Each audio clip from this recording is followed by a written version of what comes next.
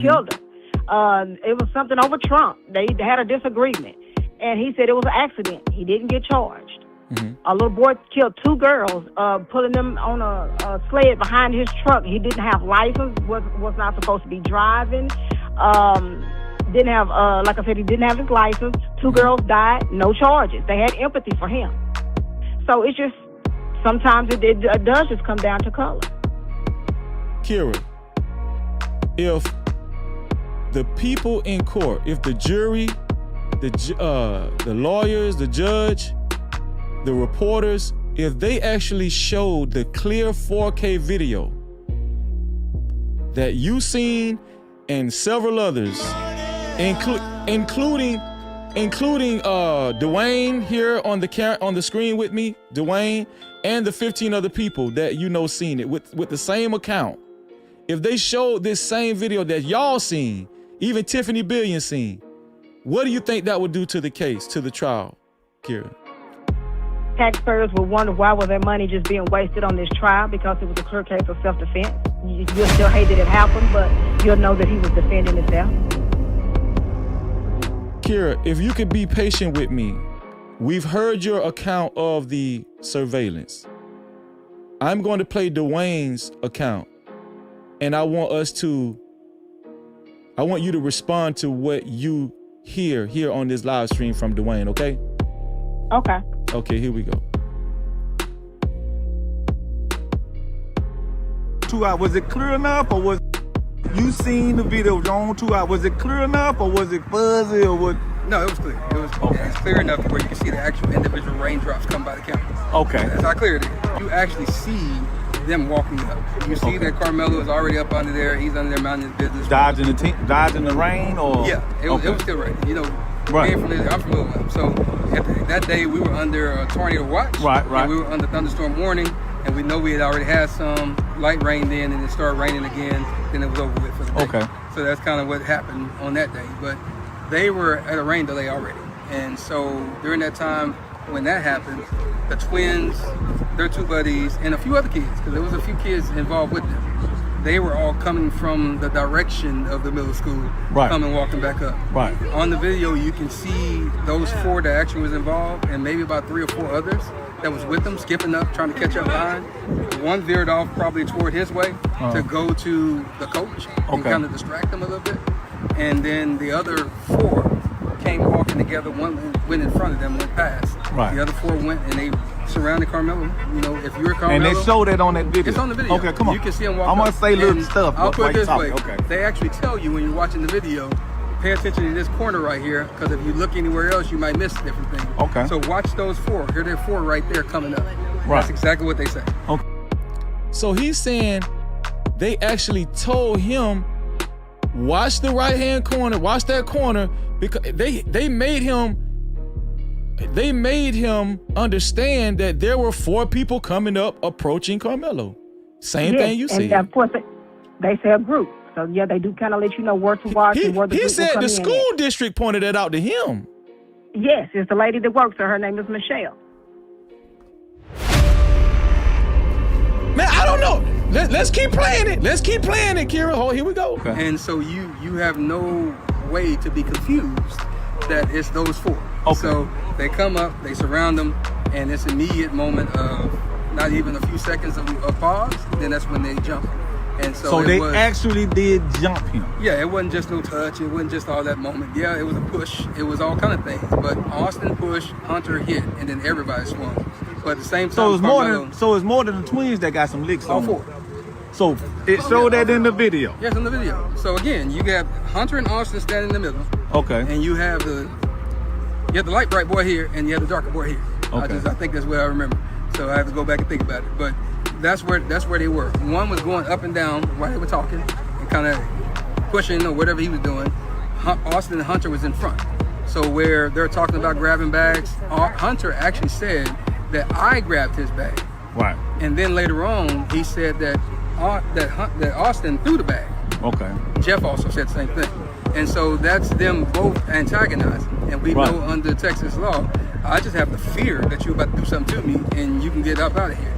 Yeah, so you don't have to touch me. But at that point, he still stood there and stopped there And whatever they say alleged was said, you don't know that until they get into it here. But once they did that, they start hitting him. Karmelo actually was able to back out and try to get away. So he was actually trying to get away the first time. Austin grabbed him, and you can see his hoodie coming out like this, and they brought him back in. Sis, when I tell you, when I watched this video, I was like, oh my God. Oh my God. You said the same thing to me on the phone. It seemed like Karmelo was able to back away a little bit, and then it seemed like he came back in. Right? Right, because I honestly think he was trying to escape, to be honest. He was trying to get but away. He couldn't. Right. Does this matter? Do you think this matters in trial, sis? I mean, if they're honest and show the video of the one that I seen, it matters. Let's keep going.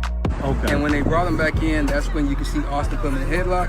You can see that all the rest of them are still hitting. That must be when the poke happened, because he was able to get out again. He backed out. He looked to the right. That's where the other little kid was filming, because they got some cell phone footage too. But that's where he was filming. He looked directly at him in his camera, and then he went this way to the left. He went down. He fell. And that's when they realized he was gone, because they were still punching. And when he fell, that's when they all turned around. They started chasing him. Austin tried to go chase him too, but he grabbed his chest. I guess. Hold on, wait. Wait, hold on, wait. Sis. I don't even know this guy. I don't know him from a can of paint, but he said Austin tried to chase him too, but he started grabbing his chest. Is that the same thing you seen, sis? Yeah.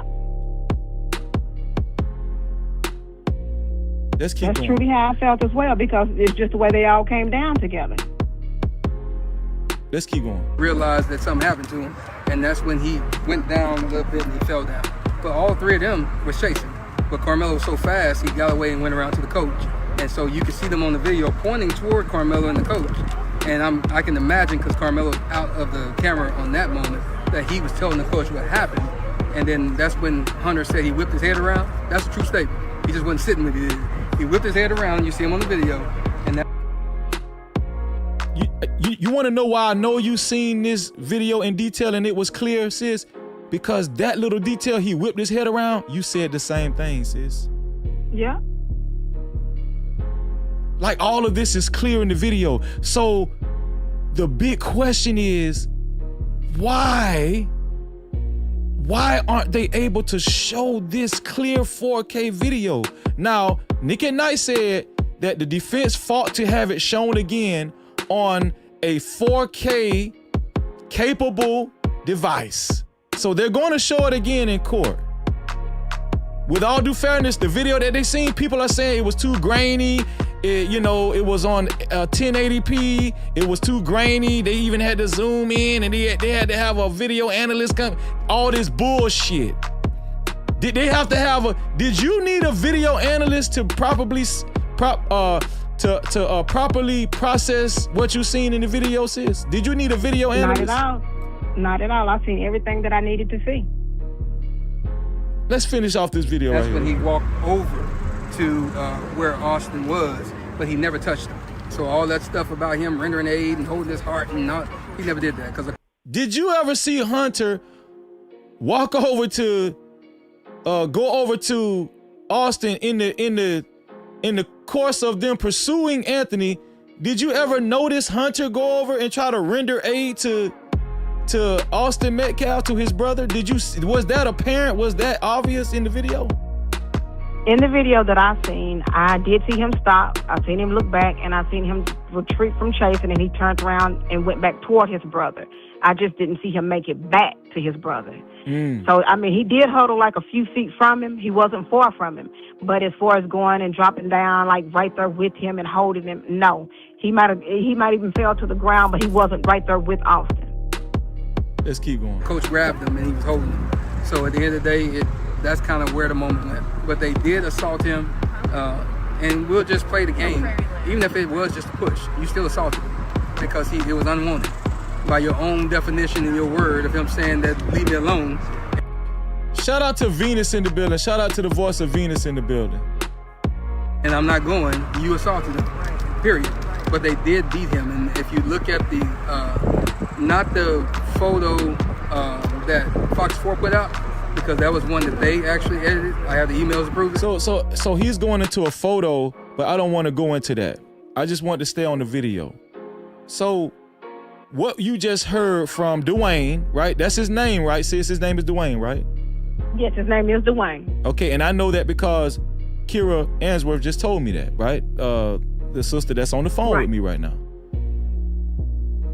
The account, what you heard Dwayne say, is this pretty much the same account that you and the 15 other people that watched this video, that signed off to watch this video at Frisco ISD School District and Tiffany Billions, would you pretty much say this is pretty much the same account from all of y'all because it was so clear? Right, the majority of. Now, he did say about two things that I just have to say that I agree with because I didn't see it. I'm not going to call him a lie, but I'm just saying I didn't see where he said that one of the boys went over to distract the coach while the other ones went to where Karmelo was. I didn't see that. Yeah. Right, and I also didn't see a chokehold. Okay. I don't want to lie there. Right. But this just go to show you how sincere you are about what you actually seen, what you noticed in the video, right? Right. Kira, I don't want to keep you too much longer, but first I want to say thank you for being a part of the show. And I don't know why this video hasn't been able to be shown in 4K clear in the same manner that you guys have seen it, all of y'all. I'm telling you right now, sis, I'm beyond the point of thinking there's foul play or they're intentionally not trying to show this video clear in court, right? I'm telling you, sis, because this video, from what y'all seen, I feel like this is his self-defense case. Not all of us are even black. It's also some other races that also seen the video, and they basically have the same account. Wait. Say that again. Hold on, sis. Wait. This is very important. It's not just black people that seen this. Within the people you're referring to, there are what other races actually seen that have the same account? Pretty much the same account you and Dwayne have? They're white. White people. And you were actually trying to get one of the nice ladies, a white woman. She said she asked what time, but I never did get to get back with her. But she was going to come tonight, but maybe I can set it up, and maybe if Tiffany or something like that come tomorrow, I can see maybe she can come on with Tiffany if she's still willing. Sis, that'll be awesome if you can get her to come on. Do you know her first name? No, she just go by a certain name on TikTok. Okay. If you could get her on here, a white woman, and the reason why we're stressing white, because I know how people play it, Kira. Right. They'll play it like, oh, it's all black and they just colluding together and they lying for each other. You feel what I'm saying, sis? I know how it goes. Yeah, so just like Kira said, to make it clear, there are white people. There's a white woman that's seen this video. There's other races of people that's seen this video, not just black, that have the same account. Pretty much the same account. Just excluding little details that really is not really the gist of the matter. But as far as wholesomely, they all really have the same account, right? And that's correct. And I just want to say this, sis. This video is the key. If they don't show this video in full, clear, I'm telling you, nobody can. If they end up finding Karmelo Anthony guilty without showing this video full, clear, 4K, the same way y'all seen it, the same way Tiffany Billions seen it, the same way the white woman, the TikToker seen it, the same way the other 15 people seen it, the same way Dwayne seen it, I'm telling you right now, sis, nobody can convince me that there wasn't foul play and this wasn't pre-planned to destroy this boy's case. Well, I guess we'll see this upcoming weekend trial. We need to see this video. This video is so important. Now, they was trying to say that Dwayne was lying and he just made this up, right? Now we know it wasn't. Now we know it wasn't just Dwayne. It's Kira, it's Tiffany Billions, and possibly 15. Not possibly, but 15 others, and 15 others that Kira knows of. It might be more than 15, but just that Kira know of 15 other people. So nobody's lying about this video. Nobody's lying. Just because you guys haven't seen it in court, just because they haven't played that same, just because they haven't played it clearly in court yet, doesn't mean this video doesn't exist. We know that Frisco School District, they cannot, it's against the law to edit a video and to fraudulently put out another version of the video to, but here's the thing. That doesn't even make sense, because if they was going to edit the video, sis, with all due respect, if they were going to edit the video, they wouldn't have let you see as much as you seen. That's true. So obviously they didn't edit it because what you seen didn't help the prosecution.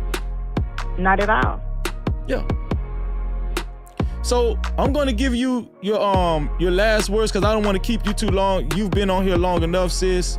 We're going to continue on with the show because I got some more information. And shout out to Lakeisha Keisha. She said, I'm back, y'all. The video is real. The video is real. Yes. So, it is. Sis, I want to give you your final thoughts before, I know you're going to continue to watch the show, and you can, you feel free to type in the chat. And if you have any more information, I'll highlight your chats. I'll personally highlight your chats because, you came on the show. Yes, Keisha, you can come on. I'll put the link in the chat for the Keisha. But whatever chats you put in the chat, if you have any new information, I'll personally highlight your chats. But give me your last thoughts before you drop down, before you hang up and go in the chat. Sis, what do you want us to know? What do you want us to know about this tape and video, and how do you feel about this whole thing? Well, first and foremost, I just want to say thank you for having me. And then the only thing I'm looking for is fairness. Like I said, it's all misfortunate that it happened, but I just felt like this young man needs a fair trial. He's young. He did what anybody else would do in a messed up situation, and then basically now it's like the world is against him. They're not looking at his age. They're not looking at, this is a young man with a whole life in front of him. They're just already deemed him this and deemed him that. So he needs a fair trial and a fair chance at life. Like I said, I'm sorry that this happened to Austin. Sometimes we just suffer the consequences, and that's basically what happened to Austin. But like I said, the only thing I want is a fair trial for Karmelo. Sis, I am so grateful and thankful that you even considered this platform to come up. I'm so thankful that you even found my platform. And I'm thankful to be a part of your platform on Facebook. They're going to continue to put your link in the chat. Mods, please continue to put Kira Answorth's Facebook support group for Karmelo Anthony's link in the chat. We're going to continue to support your Facebook page, and you have our full support, sis. Oh, and I got one more thing for you. Mm-hmm. I done did this entire show being Kira. Next time I come on, it's Kyra. Kyra, oh, I'm sorry. I'm so sorry, sis. You should have stopped me a long time ago. I was like, damn. But hell, I've been Kira my whole life to everybody. So, but yeah, next time, it's Kyra. That's right. Let them know. Yeah, Let I appreciate you for having me. And like I say, I'm going to drop down. I'm going to be in the comments. Like I say, thanks again for having me on. And thank you for coming on. All right. Thank Bye-bye. you. Shout out to our sister, Kyra Answorth. All right. There we go. Cap-tivity. Shout out to our sister, Kyra Answorth. We're just so thankful to have her on. I did put the link in the chat for my sister, Lakeisha Keisha. Lakeisha Keisha is in the building. So whenever she gets ready, she knows she can come up at any given time. She can come up. And we're going to continue to discuss this Karmelo Anthony trial. Let me tell y'all something, y'all. I'm just forced to believe that it's some funny business going on. They got the black hoons just, sure and confident. Oh, all of this information that's come out in the trial is everything we need to know, and it's just thorough. I'm gonna tell y'all something, man. Y'all better stay black. Y'all better stay black. I'm telling you. And all the white people that support us, support Karmelo, don't be ashamed. I got my sister Keisha in the building. Keisha, are you okay with showing yourself, or you want me to keep you blurred, or what, sis? You can show me. My sister said, damn that shit, Freezy. No Cap-tivity. Hold on, let me bring my sister on. Let me see, here we go. Okay, here we go. You better let them know how you be stunting on them, sis. Hold on, let me take this off right here. You better let them know how you be stunting and going on. No, I wanted to come on because I know, like, you know, people be lying and people think, oh, she's making it up. No, she's not. People were able to watch that video. They just had to come in. She's not the first person that saw the video. It's a lot of people that saw the video. You see what I'm saying? It's public record. They had a case going on. So like she said, you can't take the video out. Normally in an open record, they will let you get the video, but because it's a case going on, a lot of people already saw that video. So she's not lying. But one thing that, you know, what she's saying is making a lot of sense, because as I've been watching the trial, and I've been watching like Neek at Night, because I know she's there. So one of the things that she says, and then I watched like it's another like news media, I can't remember the exact name of it, but they said the same thing. They're saying that, and this is starting to make sense. You knew that video needed to be played in 4K. Why y'all don't have the proper equipment up in this thing? Like, this doesn't make sense. Sis, this boy's life is on the line. Why are you playing around with the resolution of the video, and you're not showing this video? The video was shot in 4K. Are we dumb? We don't supposed to know. We're supposed to show that on a 4K TV. Go ahead, sis. Go ahead. Now I kind of feel like why the attorney should have probably objected to that. If you cannot show this video clear enough, I don't want the jurors to speculate. If we can't show a clear video, you can't show it. You see what I'm saying? So I don't know why they're not objecting to that. And it's, you know, odd that, well, not odd, but she stated as if he was being jumped. I done heard that before. And it makes sense, because they said that he ran to the coach.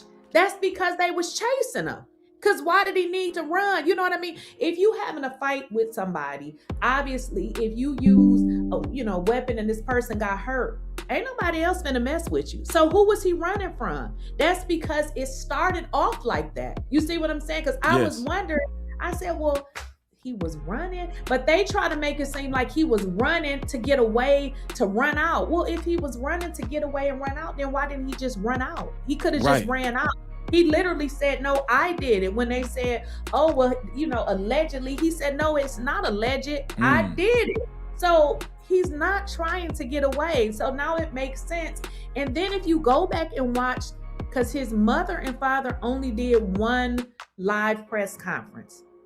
That mother said the Metcalf boys. She never said Austin, and people were like, did you catch that? She said the Metcalf boys. Plural. The mother, no, yes, because they all tried to jump him.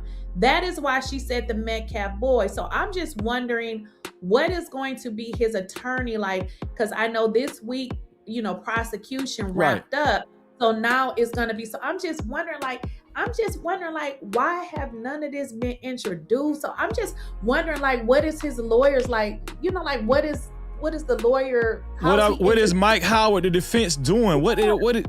Because, okay, so I'm not saying they're doing a poor job, but I agree with you. Ain't no way in hell they were supposed to let that video get showed without proper equipment, right? Right. Because what's happening is they're telling you, how they gonna tell the jury what they seeing? The jury got to be able to see this on their own. Like they're telling the jury, and it's in such poor quality that they're telling them what they're seeing. How is that right?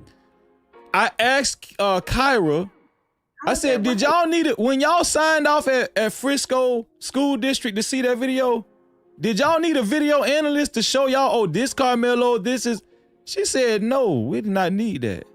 It makes sense because in court they said, oh, it's blurry and you really can't see it because we don't have 4K TVs. Are you out your mind? Right. So you mean y'all putting on a trial and don't have the proper equipment? So now it makes sense because they don't want the jury to see, because now the jury gonna be like, okay, wait a minute, what's going on here? Because I was wondering myself, like, what the fuck is y'all talking about? Like, how are y'all talking about the trial gonna end in 2 weeks and you don't even have the proper equipment?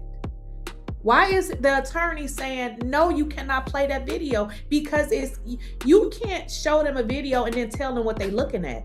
They need to watch the video and be able to at least be able to see it clearly. You know what I mean? Like, what is the purpose of this video? But sis, check this out though. I don't know how long you've been watching tonight, but in the beginning, Kyra said initially when they tried to, watch the video and ask about the video, she said the school district said there is no video, there is no another video, because it don't fit their narrative. She said they lied like 4 or 5 times and tried to, turn them away, but they just kept being adamant about it. Karmelo Anthony's family has a private investigator. He stayed on it. I don't know if it's a he or she, the private investigator. There's another content creator that was friends with the private investigator, and her name Tiffany Billions. She's supposed to be on tomorrow night. She was the first one to actually see it with the private investigator. She's going to give her account how they tried to turn them away, and they said it wasn't no video. This is her account. So, but they ended up saying, okay, yeah, you guys can come see. As long as you sign off, you can't record it. You can't do this. Right. So they ended up seeing the video that the school district was denying that even existed. What do you think about that, Lakeisha? So I don't know, because see, with the video though, now it becomes the custody of the police. So maybe they needed to see how, you know what I mean? Because technically, because it was a crime attached to it, they maybe said just anything because they didn't want to be harassed about the video, not knowing that they can show it. But there were large media outlets that had already saw that video. You see what I'm saying? So there's a lot of, if you even get on YouTube, some of these bigger, media outlets, they saw it as well. That's why when she says she saw it, I know she saw it, because I've been watching these large media outlets that said they saw the video. They went there and saw it as well. So what she's saying is true. The video could be saw. You just had to come in exactly like she said. Yeah, so that's true. I remember when the large news groups said they seen the video last year, right? Right, yeah. But the one that they said seen, it was from across the field. That was another video. They said they seen a video that was from across the field and it was blurry. So I didn't hear that. So the one, I think it was I don't know if I'm saying it right, maybe WFAA. I don't know if that's the correct acronym for the station. I follow them because they're at the trial. They saw the video. They saw the video. Okay.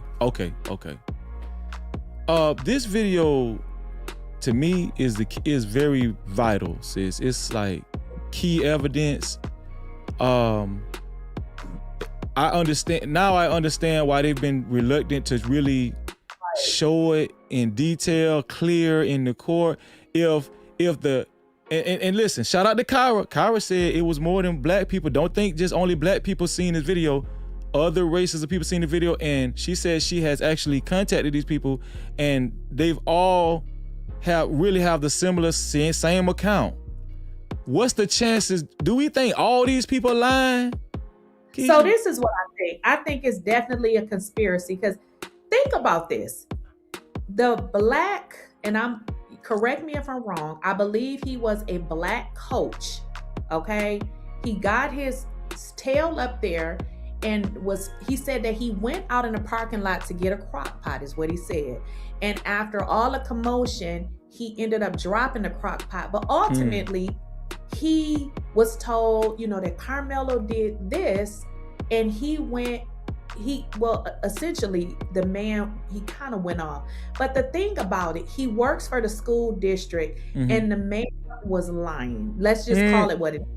Because what he said to the police and what the attorney said, I can't remember exactly what it was, but he was called out and he said, well, if they said I said it, I said it. And the attorney said, well, was asking him why. You can just tell. I feel like if you're going to come in and give your statement and say what happened, why you have to have an attitude? You see what I'm saying? It just seems like he just acting really weird. And then, this is what it was.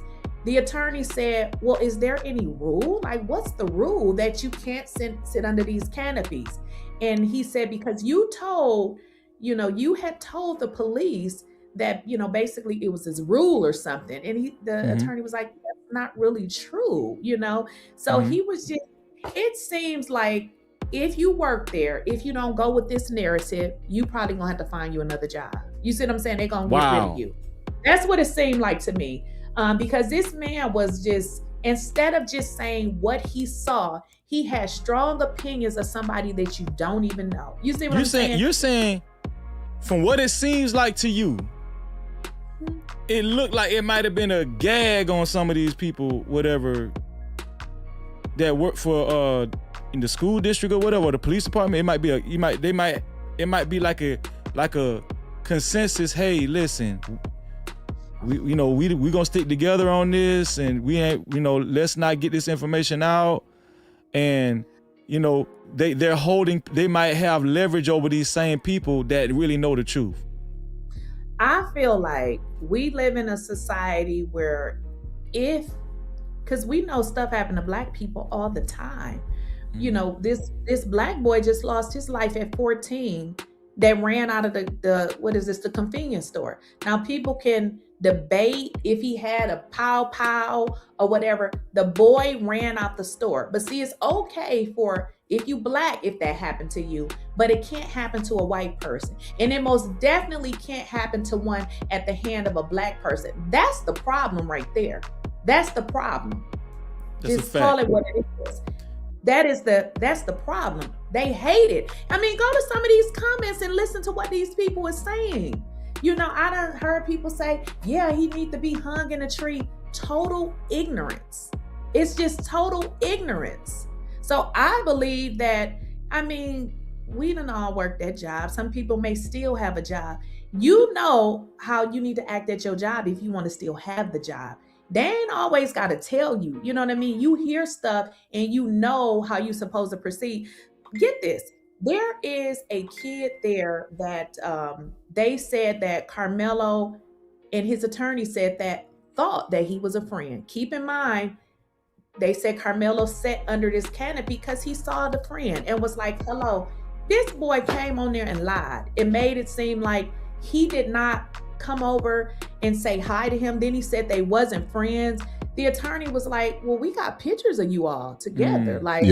What is, you know what I mean? So it just seemed like that they are lying. Like, you're not forgetting this much information. Sis, they lying, sis. They lying. Let me ask you something. Do you think I read that earlier today, these kids are being coached behind the scenes? So I still believe that we are, as a parent, you know what you can say around your kids to make them say and do what you want them to do. And that's just that. So I don't know where the conspiracy is coming from, but I believe as grown-ups, we can make kids do and say what we want them to say. I think that, just look at some of the stuff they saying online. They lying on this boy, trying to make it seem like he is a horrible person. This boy ain't never been in trouble. He got good grades. Even after getting kicked out of school, he still passed for like a 3.7. They want to make him out to be a bad person because essentially most of them think that Black people are bad and they think that they're better than Black people. Some of the stuff that they're saying is absolute lies and fabrications. You can just listen to some of the stuff that they're saying. The kid got on there and lied and said that basically, he tried to get out of the question about Karmelo was talking to him and had said hi to him. Then he kind of backed it back. And then you saw the media saying, oh, well, the kids forget. And, you know, because they're young, they give different accounts. They are lying. Okay? I agree. Because it's so forgetting little stuff is different, but you are lying. So you mean to tell me after all that has happened, you don't remember him coming over saying hi to you? How could you forget that? You see what I'm saying? Like, how would you forget that? Because you would forget it because you want the jury to make him look, you want to make him look like a liar, and you want to make it seem like he came over there to start something. Because if you say, oh no, he didn't say anything to me, but now his attorney is saying, well, wait a minute, there's pictures. And then you have the media saying, that's a fact. Well, they're kids. Real quick, y'all, right? I read an article earlier today pertaining to what Lakeisha Keisha is talking about. The kid name is Edwin Parra. If you go to the Dallas Times or the Dallas newspaper, the kid name is Edwin Parra. They have him and Karmelo in pictures. Karmelo was dating one of his family members. So Karmelo was at his house. They took pictures in his bedroom. Karmelo was over there playing instruments and everything. Y'all go look that up. You know, he didn't provoke. He didn't provoke Karmelo. Karmelo, they said that they felt like Karmelo provoked Austin because he refused to move from his spot. That's how you provoke somebody? Yeah, if you black, when I tell you to move. That's how it go. If a white boy woke up on you and tell you to move and get from somewhere, you supposed to move. I'm gonna show y'all guys another video later where a totally different situation, not related to this, where a black gentleman was in a tailgate at Auburn University hanging out, and he was surrounded by white boys, and they got aggressive with him. I'm gonna show y'all that. And just look over it. Never did anybody say he shouldn't have, or maybe he shouldn't have touched him. You make it his problem because he touched you. Come on now. Right. So they're saying in the chat, one of the female witnesses admitted that she lied. So I don't know how true that is. I don't know. I got to get caught up. I said I'm gonna get caught up on it tomorrow. Let me see what that another part of this too. I mean, it's so many little things, and if he loses, he has so many grounds for appeal. First of all, a jury should be a representative of your peers. The Dallas Morning News. Mm-hmm. The prosecution rested today. The article is in the Dallas Morning News, which they're talking about right now. It still is. It's still in your heart, sis. Come on now. Don't do that. You still educated. Sis, you strike down one black educator. Okay, because I heard a lawyer say this on Fox News of all places. You strike down one black educator. Okay, he said, okay, I understand. Okay, I get that. Then when you strike down another black educator, that's two. He started looking like, hold on, this starting to seem crazy. Then he said once they struck down the last black educator, all of them females, he was like, that was so stupid on the prosecution, because that is going to be so easy for the appellate court to pick up and for them to appeal this. He said he felt like they gave Karmelo Anthony a get out of jail free card, which I feel like he's innocent anyway, but he worked for Fox News, so we know they lean more so to the right, so they want a ninja to fry anyway. But he said he felt like that really gave Karmelo Anthony a get out of jail free card. These people are so thirsty. They don't even care about that. They just want to get a conviction. Exactly. They want to lean the scales more towards this side as much as possible. It's ridiculous. You have nobody black covering this entire case. You see what I'm saying? Like, this is mess. It's a mess. And the lawyer on Fox said that, like, how could it be a jury of his peers when there's not one black juror? You know what I'm saying? They messed up. Wants to call in that actually seen the video. She was able to get in contact with them. I don't know if you want to hang out with me or. I can go. Okay, so I wanted to show this while you and listen, Kyra, if you're watching, they can call in anytime and I'll pick up the call and then we'll talk to them, Kyra. Go ahead, Lakeisha. Because I got to write all of this down because I'm just learning so much stuff. Now, another thing the lawyer uncovered, they keep trying to make it seem like Karmelo wasn't supposed to be there. Guess what we learned?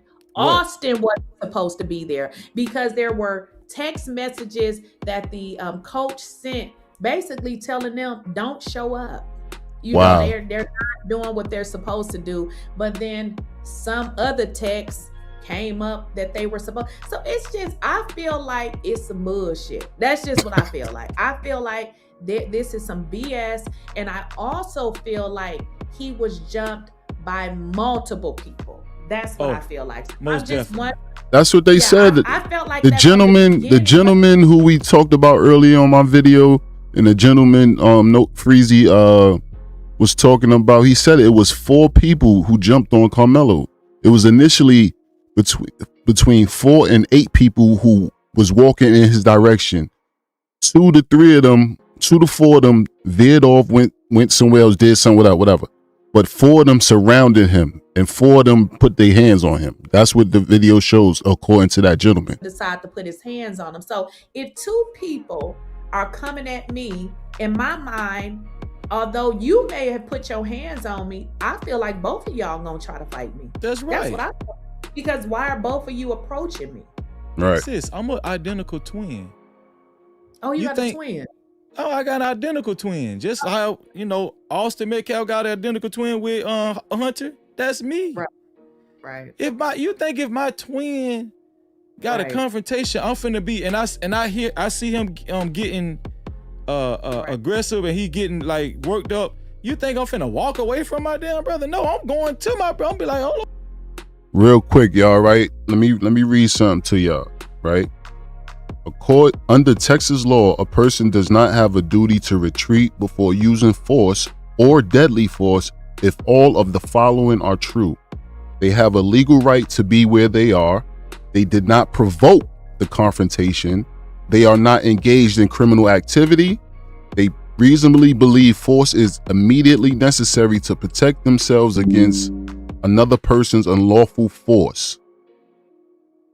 For deadly force, Texas law generally requires that the person reasonably believes deadly force is immediately necessary to protect against another person's use or attempted use of unlawful deadly force, or prevent certain violent crimes such as aggravated robbery, murder, sexual assault, kidnapping, etc.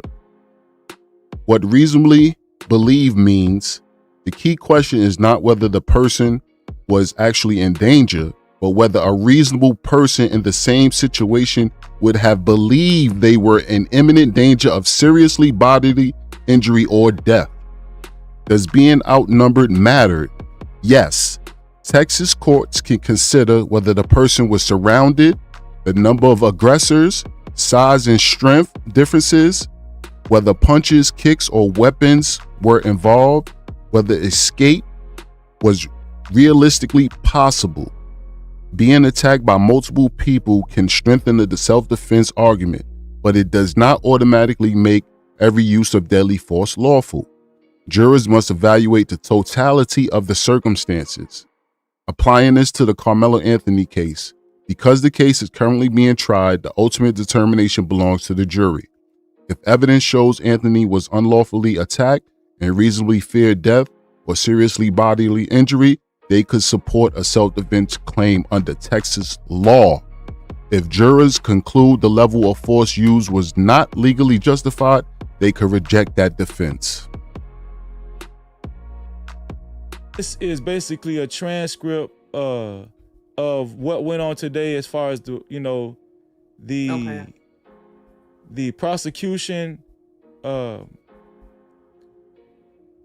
This is the defense. The prosecution and the defense questioning the teenagers. I mean the witnesses or whatnot.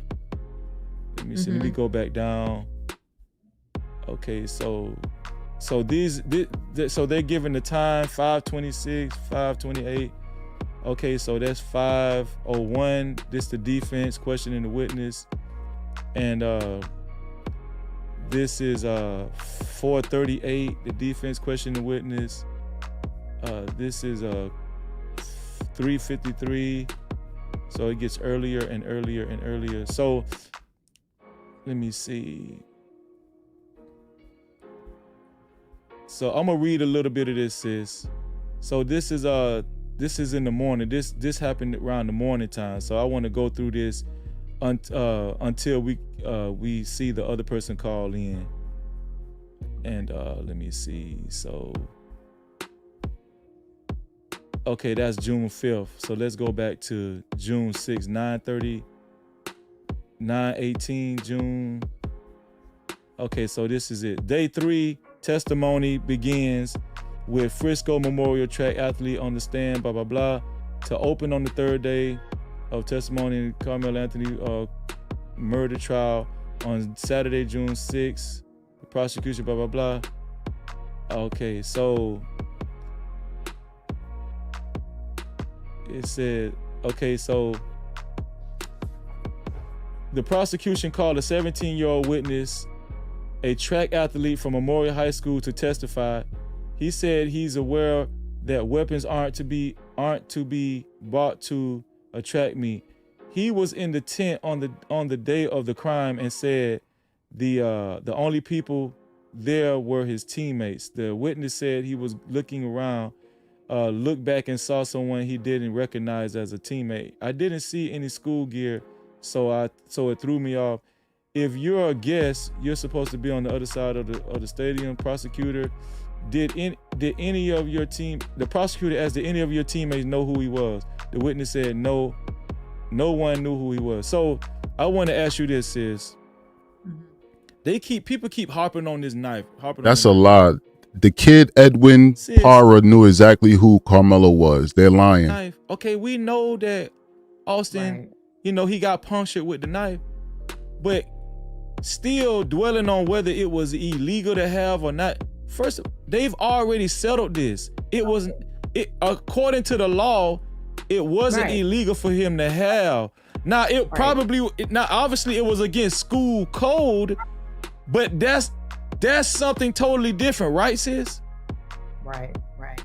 It seems like so the reason why I feel like this is, sad that, the boy lost his life, but when you see people grasping at little straws, why was he sitting over there? Like, are you kidding? Like, what are you even talking about? I've worked at schools and even went to games.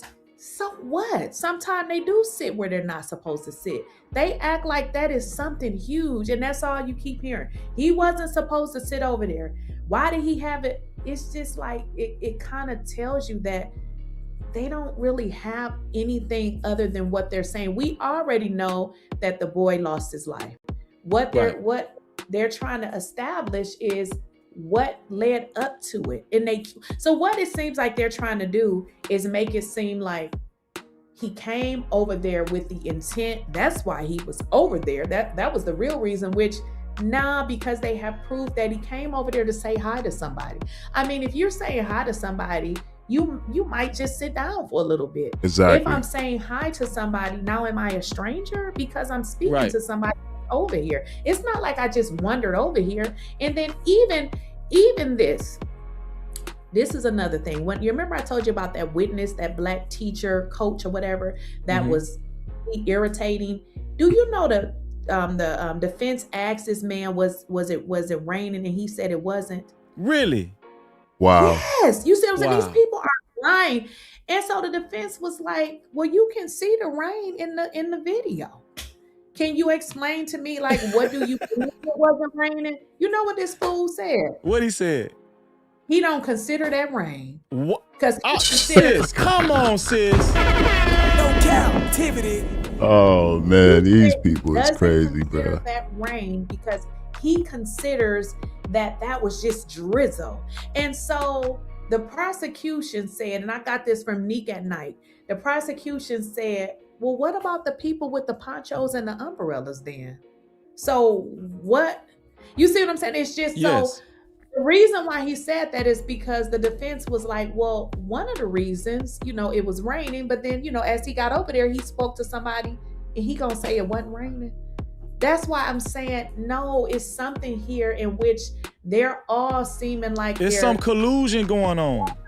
Because you gonna sit up there and lie and say it wasn't raining? Come on now. I'm forced to think I'm forced to think that it's some collusion going on, and it's whatever Frisco got going on.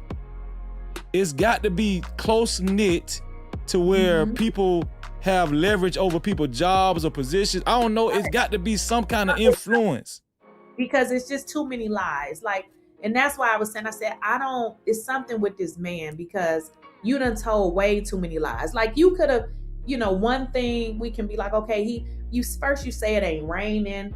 Then he talked about how he got angry when they said that, like, why are you so emotionally invested? You see what I'm saying? Like, he literally was like, yeah, I went to find him and he was with his coach. And I was like, you ain't going nowhere. And I'm just like, what's wrong with this dude? Like, right. You see what I'm saying? Like, why, I worked at a school before. I never was emotionally attached to these kids. You do your job and you go home. You see them fight. You don't become a problem in the fight. If you see stuff, you give that information, but I'm not, why did you do this? You see what I'm saying? It just, what he was saying, it was a little bit odd, but what we did learn is though this coach had been working with the Metcalfs. So he was really buddy with them, is what he ultimately said. So I just think that they're all in cahoots. And when I say in cahoots, that they're not, so what I feel like they're doing is not telling the total truth, because if they told the total truth, then, it could be a possibility that he may walk. He may still walk, but I think the part that they're not telling is that either they tried to jump him, which I believe that actually happened. Yes, me too. And then they tried to dumb down. Oh, well, he was trying to tell him to move, but he wouldn't move. Okay, so at school, you just put your hands on people when they... Absolutely. And I'm going to read the super chats in 1 second, y'all. I'm going to read the super chats in 1 second. Absolutely, sis. They jumped that boy. There's no doubt in my mind that he got jumped. He got jumped. It's too many people seeing the real tape, 4K. He got jumped, and they're trying their best to not actually show the clear proof doing video that he, cause it's right there on video, but this the only thing that we ain't seen yet. They holding. It makes sense though when they were saying, "Oh, well, we can't show it," and I was sitting up there like, "What the hell are they talking about? Like, why they don't got the TV?" Well, now it makes sense. Now they don't want to show it, because when they show it now, what are they going to say? So you see what I'm saying now? Because when they people don't got the TV, but now it makes sense. The 4K, the 4K is going to make them be able to see everything, but by not having it in 4K, it really reduces their abilities to really see what's actually happening, which I don't understand. If I was the attorney, I would be like, no, don't play 4K, then play the video, because this is a mess.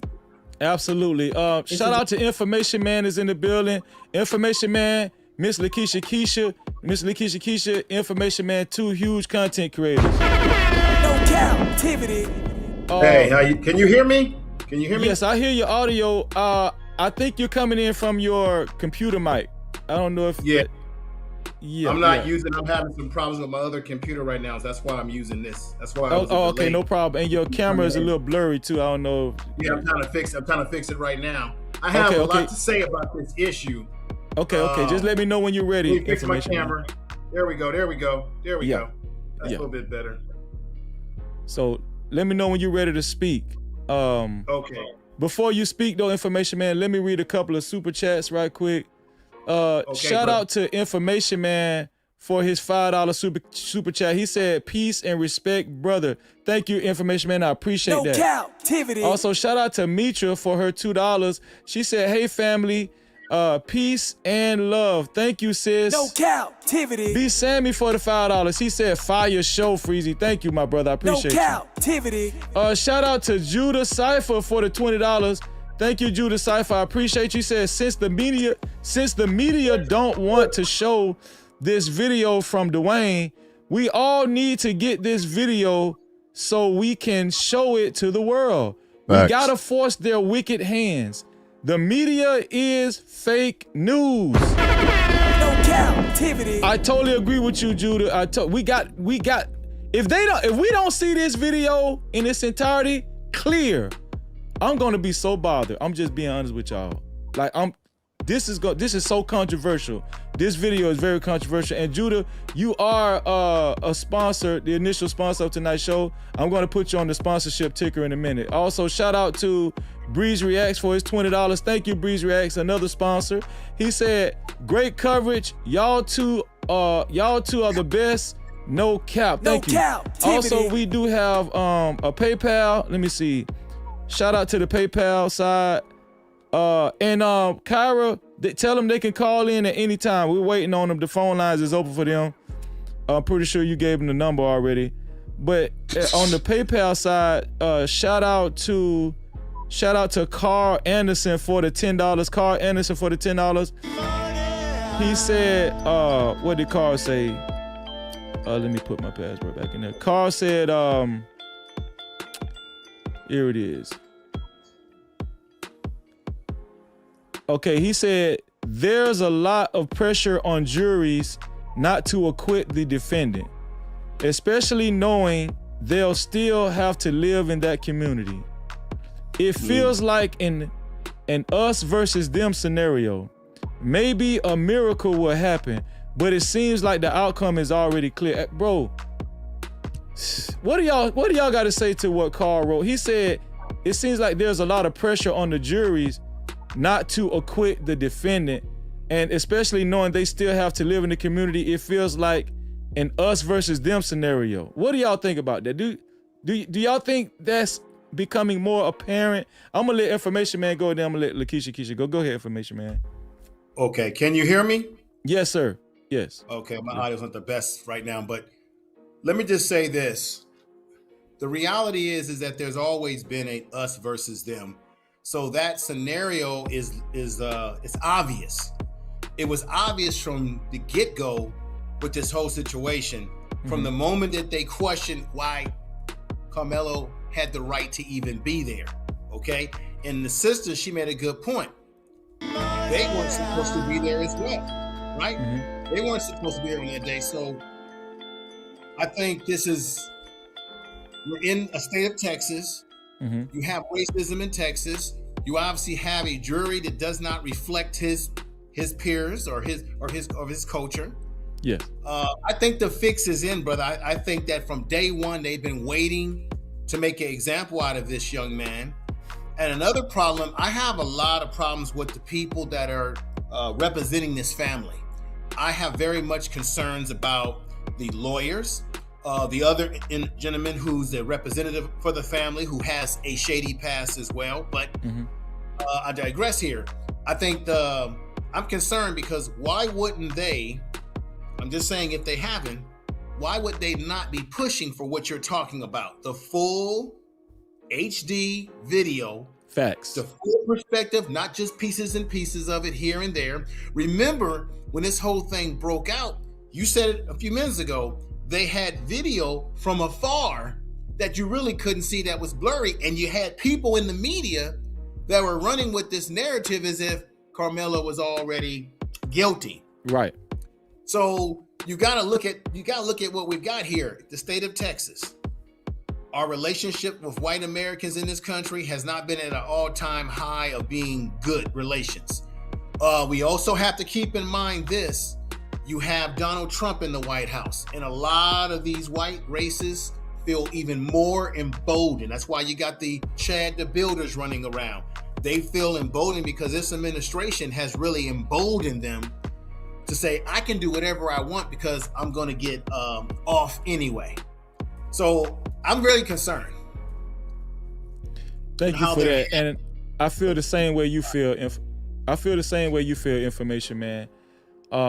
What do you think, Lakeisha, as far as what the PayPal said, Carl Anderson said, that it seems like the jury is almost kind of doesn't want to acquit Karmelo, and it seems like a because they live in the same communities, and it seems like a us versus them. What do you think about that?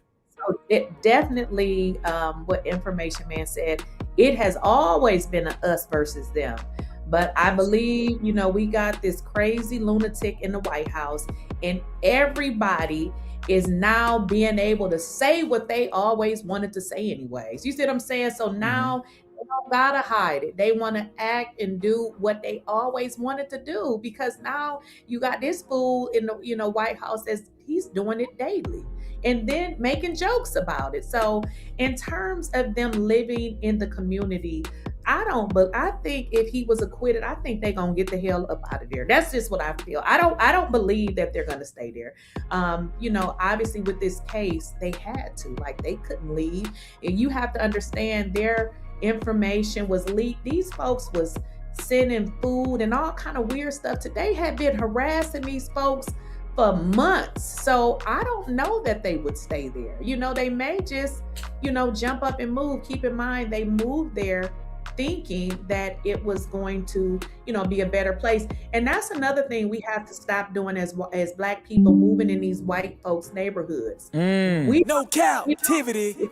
We put ourselves, you see what I'm saying? Because we, for some reason, think that that's safety. Facts. I said that. Another issue too, and I learned this, is that area, it's only 20% Black people. Exactly. So in all honesty, they're going to have a hard time getting Black people, but that should not be an excuse. But it would be a little difficult, being that it's... Real quick, right? I said that. We always so quick to think that moving into a predominantly white neighborhood is much safer for us, when in reality, in situations like this, it's not. They don't want you there. You want to force yourself into their communities because you think assimilating and being in proximity to white wealth is better for your family, when in all actuality, it's not all the time. You know what I'm saying? And these are the situations that stick out and show us that. Shout out to Big Bad Bull for the $20. He said, "This is a powerhouse panel right now.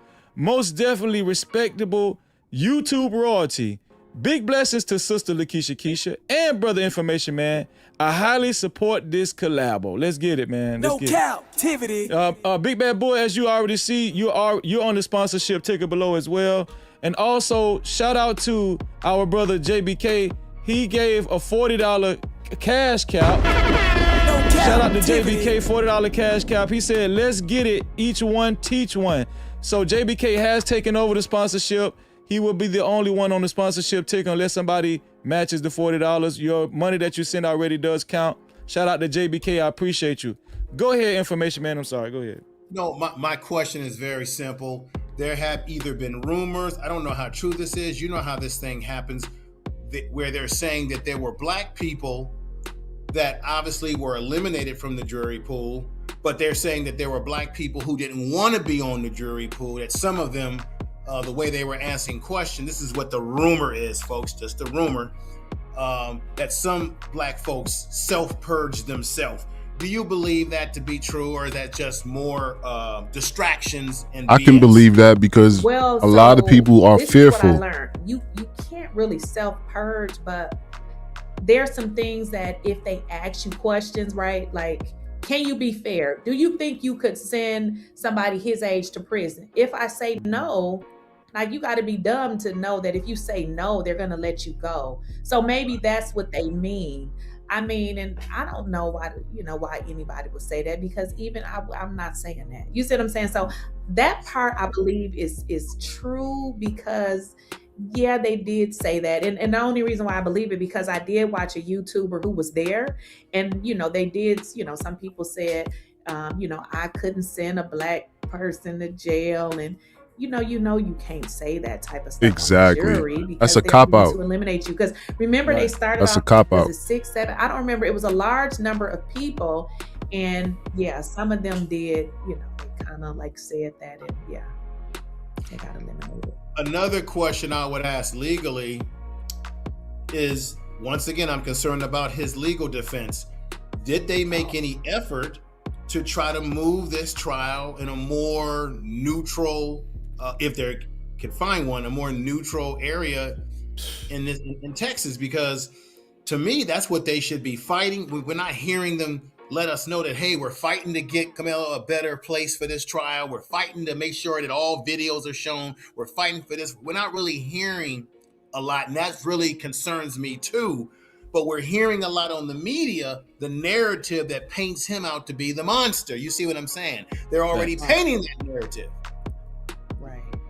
Right. So in all honesty, now that the defense has wrapped, at first I was, like, okay, but now I'm feeling like you, like, okay, what's going to happen? So I'm gonna give them the benefit of the doubt, because I would say that then they have the next week, because in my mind, I'm wondering, like, what is the defense going to do? So I don't know, maybe they have some surprises up their sleeve, but I don't know if I, saw them, because another thing too, guys, the family is crying in court.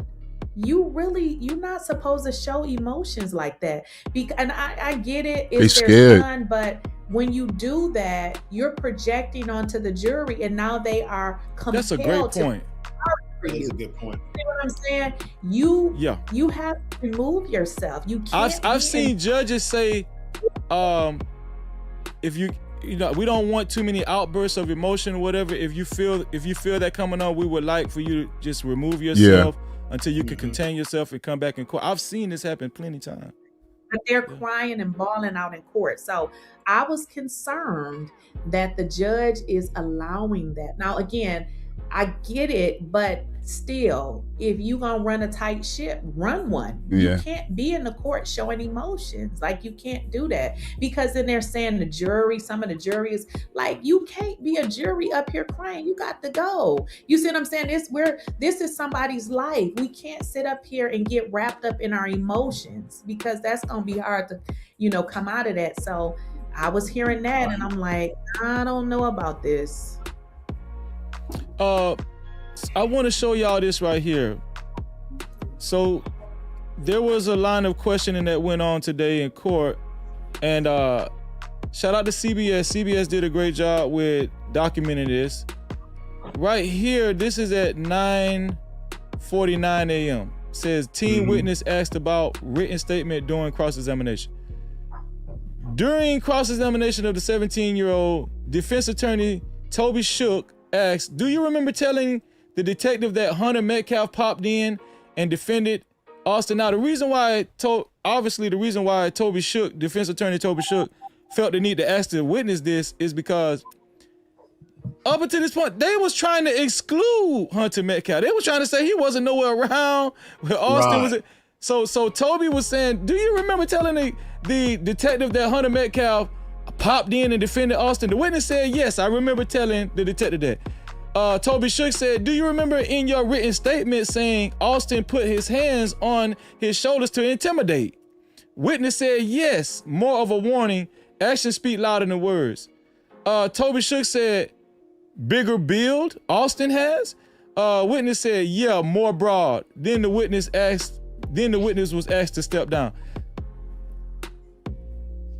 Yeah, you see what the defense, I think right now the defense is they are kind of warming up, because they haven't even really taken over yet.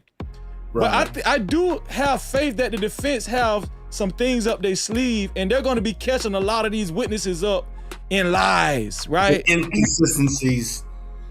Yes, inconsistency. Yeah, go ahead. What I'm very curious to see, my brother and sister, is how many people that were out there that are going to be favorable to Karmelo as witnesses, that are going to now tell some things that will conflict the things that people are saying out there that's in conflict. Because like you said, some of these folks are probably concerned about, well, I got to live in this community. People are going to be changing their stories. But if you can have people that can conflict that, that's something that I'm very curious about. And then remember, all over. Why would you want to live in a community where you can't be truthful about something that happened like this, such a tragic incident, because of, retaliation? Why would you want to live in that type of environment? Right. And then there was the whole thing about the parents and that whole dynamic. But I'm really interested to see how the defense team, who they're going to call up, who's going to conflict some of these things. people that are there that were eyewitness to what happened. And hopefully, based on what you were saying, my brother, hopefully the defense team will be smart enough to say, we want to show that video in full graphic, and we want to play the whole thing out, not give you bits and pieces. We want to let that whole thing marinate in your mind. That's what I'm looking for. So, Red Scholar in the chat, one of my mods said, Freezy, the prosecution rested today. So I don't, I'm just finding this out. I don't know. I'm just taking her word for it. Yeah. But that's right. That's right. Okay. True. Information, so they can't enter anymore. They can't enter anymore anything else now. They're finito. They can't come back and say, oh, we forgot to. Come on, Mike Howard. We need you, Mike Howard. Where you at? Come on, dog. Yeah, I'm with you. Go ahead, Lakeisha. I'm hoping, because it seems like now that, hearing that the judge said that they had 2 weeks, possibly this is then their week. So maybe they're just, and I think that's a strategy. Let these folks lie and then come back and now pound them. Tear their ass up. You see what I'm saying? Because you think about it, if you come off too strong in the beginning, you're almost letting them know. But now since the defense has rested, now you can pound them jokers into the ground, because even what you just showed, I ain't even know about this. You see what I'm saying? Now you see what I'm saying when I say these people are lying. Like, they are lying. Like, I can listen to what they're saying, and the contradictory stories is always to make him look bad. Everybody is doing the same thing. Demonization, right? They're trying to demonize Karmelo Anthony. I remember last year, I want to ask y'all about that. I know Information Man finna go off when I ask this question. I know you gonna go off, but before we go there, before I ask y'all this, I know Keisha gonna go out too, but what do you think about the video, Information Man, how they haven't been able to actually clearly show it in 4K? Keisha made a great point. This is court. Karmelo life is on the line, actually. This man is facing life in prison. Right. What do you think about them not even being able to get something simple as a 4K device to show the 4K video? They showed this 4K video on a 1080p monitor device, which came out grainy and very blurry, and they needed a video analyst to point this person out. What do you think about that, Information Man? Well, this is part of my concern. Once again, not to hate on his defense team, but when you don't have the top lawyers, when you don't have the top dogs, they have the resources to get the equipment that's necessary, even if the courtroom doesn't have that proper equipment. And the fact that this is Texas, the fact that this is a courtroom and they don't have this kind of equipment, something doesn't smell right. Right. And on top of that, once again, we're dealing with a kid who was supposed to have scholarships to college, has no criminal background. Keep that in mind. This is a young man who was going places in life. How can you, by any means, not throw out all the expenses, throw out everything you've got in the kitchen sink to make sure that people can clearly see what's exactly going on? Now, this is my question. You had the brother on there who had a chance to look at the surveillance. I wonder how many of these people who have actually had a chance to look at that, surveillance will be allowed to give any testimony versus those people that actually were on ground.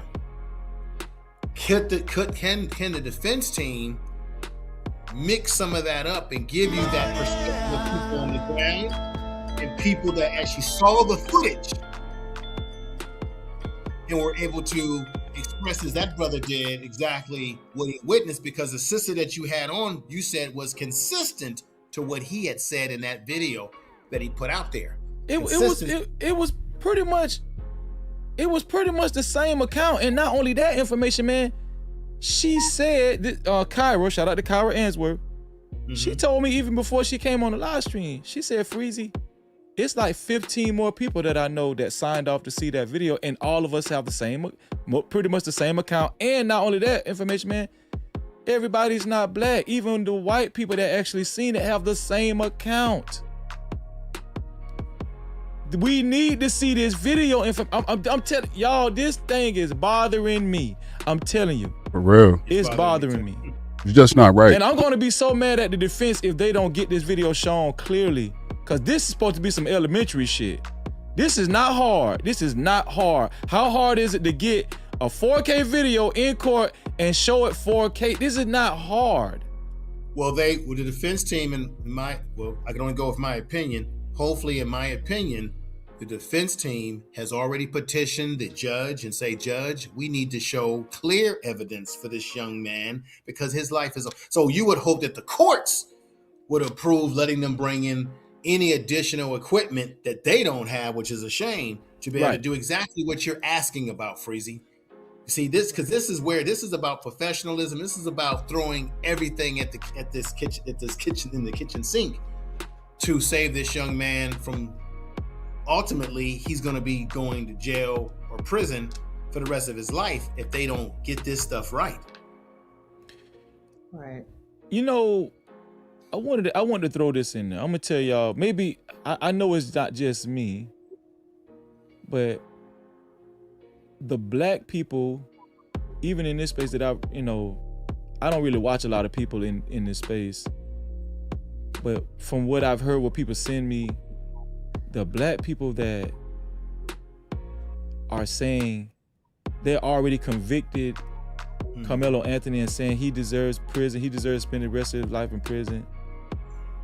What do y'all think about even black people? Listen, I know white.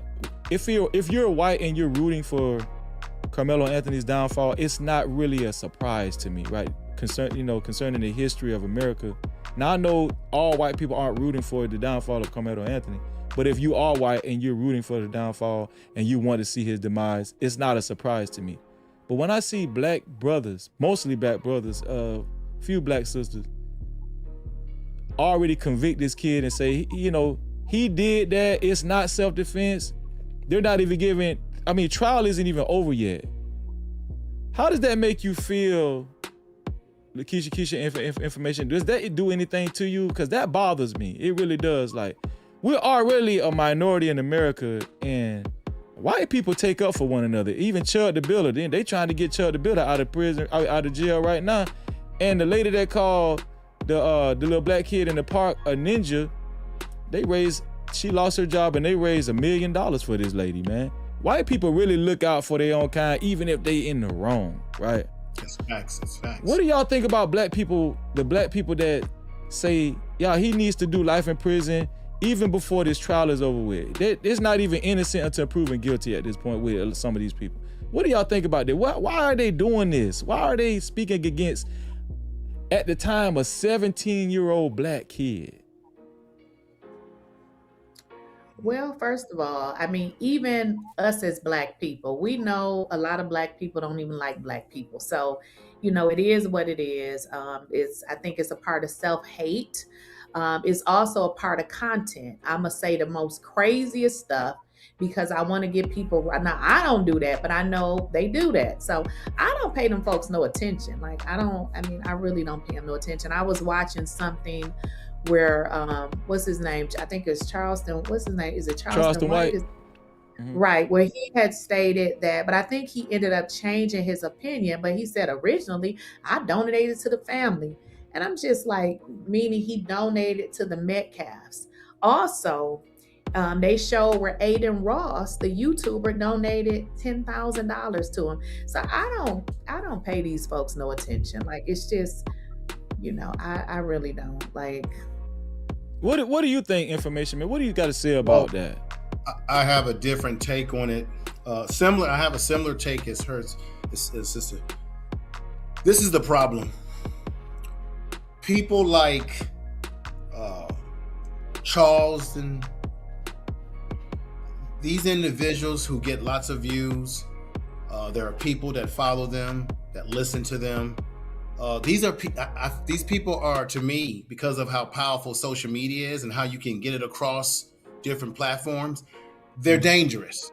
See, I equate them as the Sambos and Gumbos that try to tell plantation masters, this is where they're running to, boss. This is where the Underground Railroad is. This is where they went to escape from the plantation. Right. See, Charles and White, these are, even though we know that he is doing this for views, he's trolling a lot, it's very dangerous because people believe him and follow people like this. We've got many of these buck dancers on YouTube that have large followings and they have an influence that's dangerous. Now, putting with what the sister said, let me put my clinician's hat on as a therapist. She's right. It's self-hate. You see, when you hate yourself internally, you hate the way you look, you hate who you are. That's why you want to be as close to whiteness and close to anything that's outside of being black. Because of that self-hate, we do what? We project the self-hate onto those that look like us.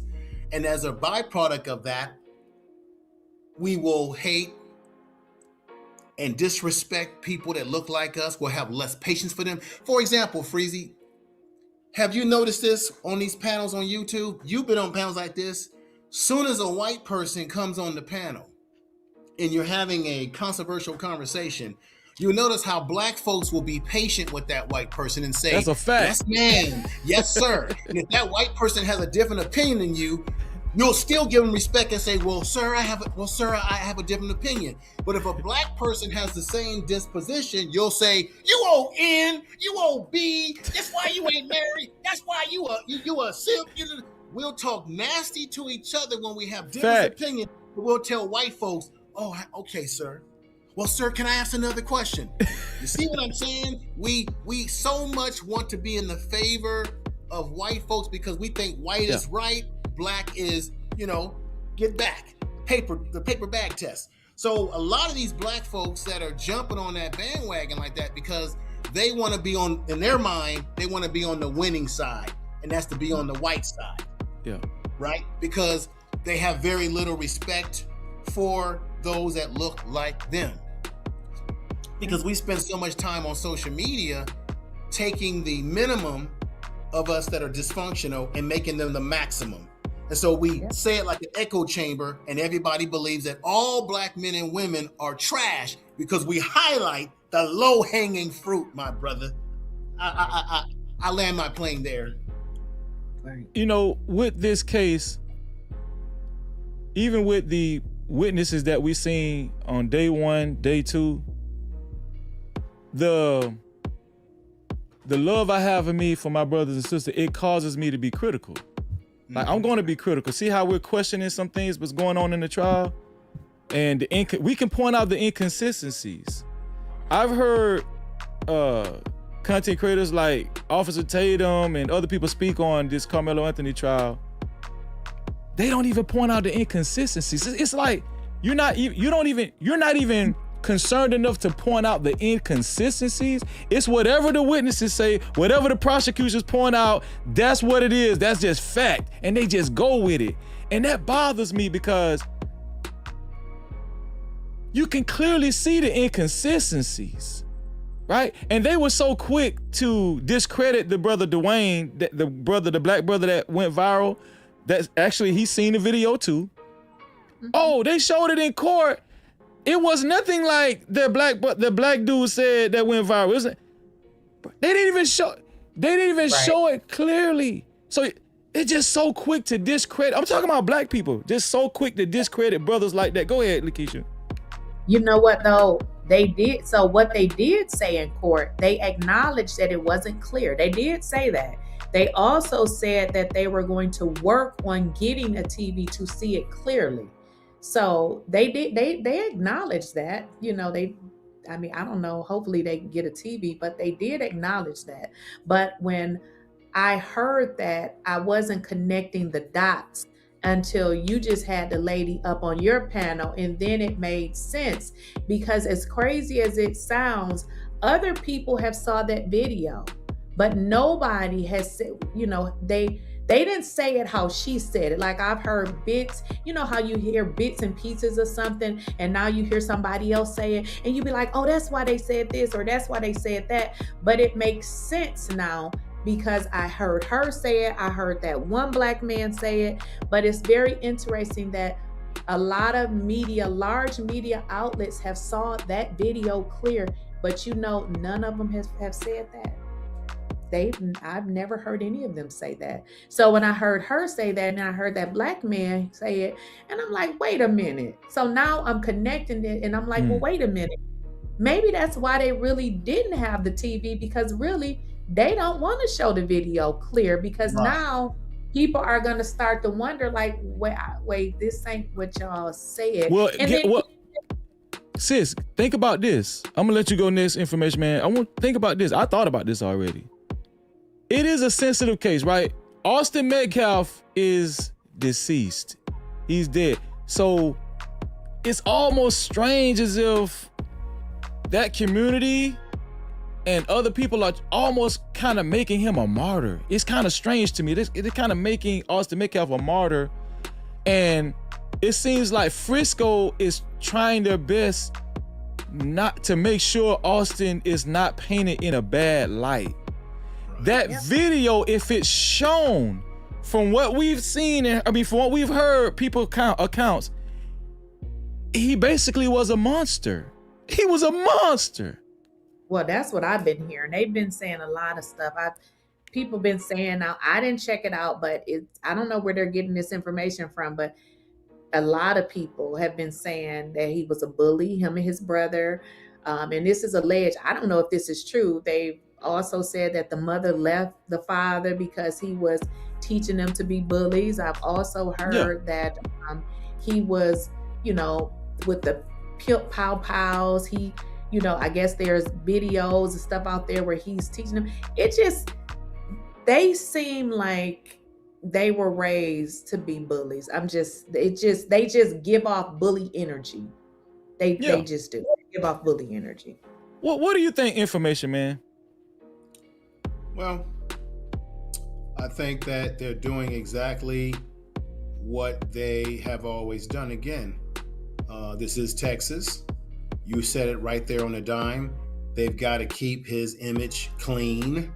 You got to make the black youngster look like a monster, even though he doesn't have any criminal background.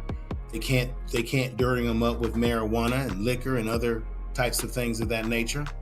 So you've got to make him out to be the monster, the boogeyman in the community, so that it has an impact on the jury. Now, them showing a blurry video, it works into the prosecution's hands because you want to put that in the minds of the jury. You want to give them a video that they really can't see what's going on, that you can sort of interpretate for them, guide them through. And this is why it's so crucial that the defense team breaks through all that BS with showing a full scope of what really happens. And I'm hoping that they've got witnesses, or they got people that are coming forward to speak on his character, that he is the bully in the community, that he had no business being there, no more than Karmelo Anthony, if they're going to make that argument. Another thing that brother said in the viral video that I thought was powerful was that he said that there were other youngsters there that got involved in jumping, allegedly, as they say. You know how YouTube is, you gotta say alleged, and jumping Karmelo Anthony. Facts. Now, if you've got people that were there that can testify to that, multiple people, that will be compelling to show that his back was against the wall and he had no way to protect himself but to do what he did. Because remember, another thing that needs to be brought up in this, that I think that they failed when it came to the other case of the young brother that was walking home from getting Skittles, is that just like Florida, Texas is a stand your own ground state.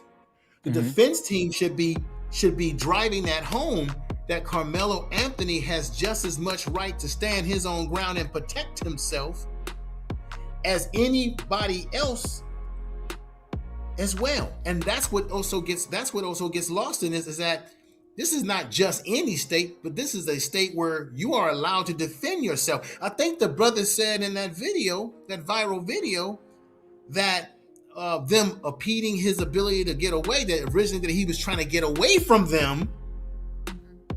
That's key to defense. I'll rest right there. You know, people have different mixed views about this situation. The incident what happened with Karmelo and Austin Metcalf and the others. People are saying, a lot of people are saying, this had nothing to do with race. It has nothing to do with race, blah, blah, blah, blah, blah. And I've heard people say this, right? Larger content creators, like, it has nothing to do with race. This has everything to do with principle and blah, blah, blah, blah, blah. What do you guys think? Do you guys think that there was even an ounce of racial component to this whole situation? This has everything to do about race. Everything about this is race. I mean, even some of the things we even spoke about, on this live, like, we know we don't have to even talk specifically about this case, only to say you cannot be in a courtroom showing emotion. You can't be in there crying. You can't do that in a courtroom. Why is that being allowed? I'll tell you why. Because a white kid lost his life. Your black butt would not be in the courtroom crying. I don't care who passed away. So it's just a lot of things that I'm seeing, and I'm just like raising my eye. Like, I thought they said that this judge stood on business. You know what I mean? But he's allowing these little things to happen. You know what I mean? Even with the last 3 black jurors. Now, I understand the prosecution said it wasn't for race, but my God, you struck all 3? Like, come on now, you got to make some kind of exception. There's nobody that's representing this young man on this jury. So why is that okay? Like, come on. Like, facts. These things don't make any sense. What do you think, Information Man, as far as the racial component? My sister, let me say this to you. This is just my opinion about it. It makes complete sense. Because remember, this legal system in this country was never designed to benefit black men and black women. This system, this country was always intended for white men, rich white men, to be in power and to control resources and power. Therefore, this is exactly the way the system works. It's exactly the way it's designed. And this is why they're allowing those individuals to cry in the court, because we're watching before our eyes how white life is valued versus what happens to black life. And guess what? We have enough examples over the years to know how they see black life, because we've seen how many black youngsters lose their life and then the person gets off just like that. They're having, Chauvin, right? In the state of Minnesota, you got Republicans out there having memorials to Chauvin, stuff like that. So this is the way I look at it. See, black people, black people, the social media folks have, I gotta point some fingers at people. I'm not gonna name names, but it's metaphorically what I'm saying here to you. Yeah. Remember when this whole thing broke out and we didn't have as much information as we have now from the outside looking in. People were already saying, what's wrong with black kids? You know what? He must be from a single black mama. He must be a thug and a criminal. And then we find out later on, no, he don't come from a single parent family. He got a father and a mother married. Oh, we find out the young man doesn't have a criminal record. We find out that he was working a job. We find out that he got A's and B's. He's a college prospect for a scholarship in football, and he runs track. Because remember, black people, like I said, we always go for the low-hanging fruit. Black people were already crucifying the young man and thought that he was a thug. And where's his daddy? Remember that? Yes. That's one of our biggest problems, especially on social media, that we run to the low-hanging fruit all the time before we get all the facts. Absolutely. The reason why I feel like it was the Metcalfs made it racial to me from the start, because I remember Hunter did the interview in front of their home with his mom, and he basically said one of the justification or reasoning for wanting Karmelo to move from, that area is because, they don't want anybody to steal anybody's belongings or whatever, right? I remember Nick at Night, the content creator. Shout out to Nick at Night. And I'm going to read some more super chats in 1 second. Nick at Night said, from what she's seen, even from the blurry video surveillance, she looked at Memorial High School's tent, and she said it wasn't even set up to where somebody would even steal. Like she said it was like nothing but 20 people there, and you can make out their belongings was right by them. Each person, it wasn't even an environment where you could actually steal something. And he was just minding his own business, sitting down on the top right back corner, partially not even up under the tent. So for Hunter Metcalf to paint this picture that, we was worried about him stealing our stuff. Why were you worried? Why did you say he was gonna steal your stuff? Cause he's black, right? You're trying to paint a picture and justify what y'all really did that day, Right.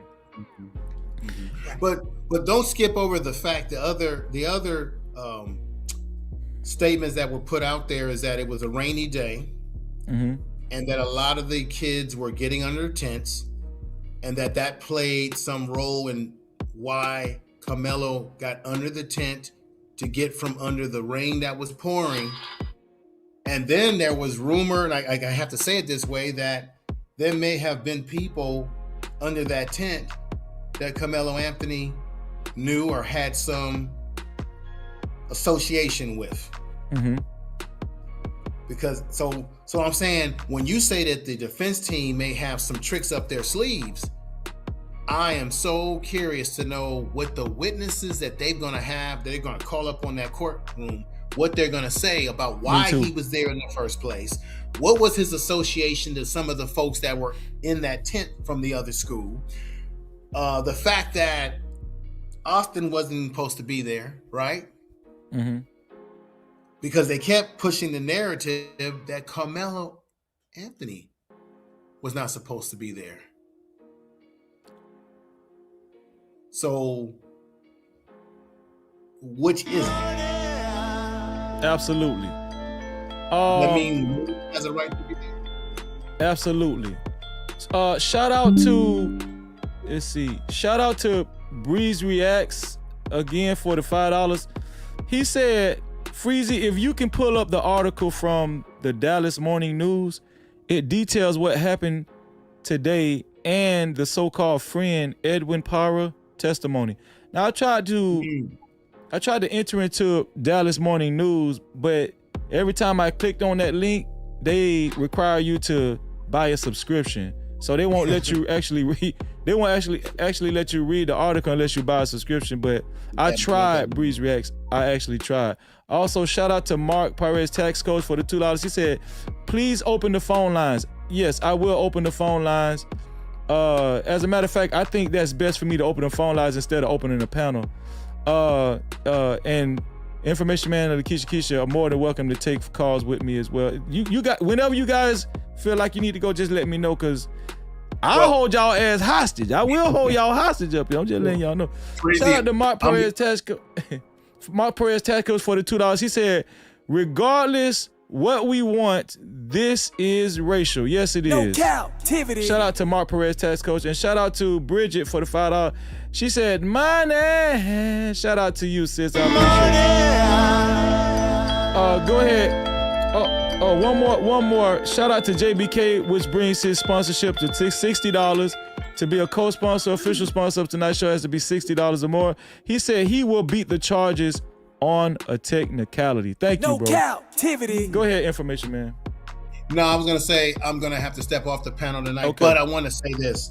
When I was in college, I had a professor, Dr. McGee, God rest his soul, and he made it very clear that in America, race always matters because this country was always built on race. It was divided on race. We were put in slavery based on race.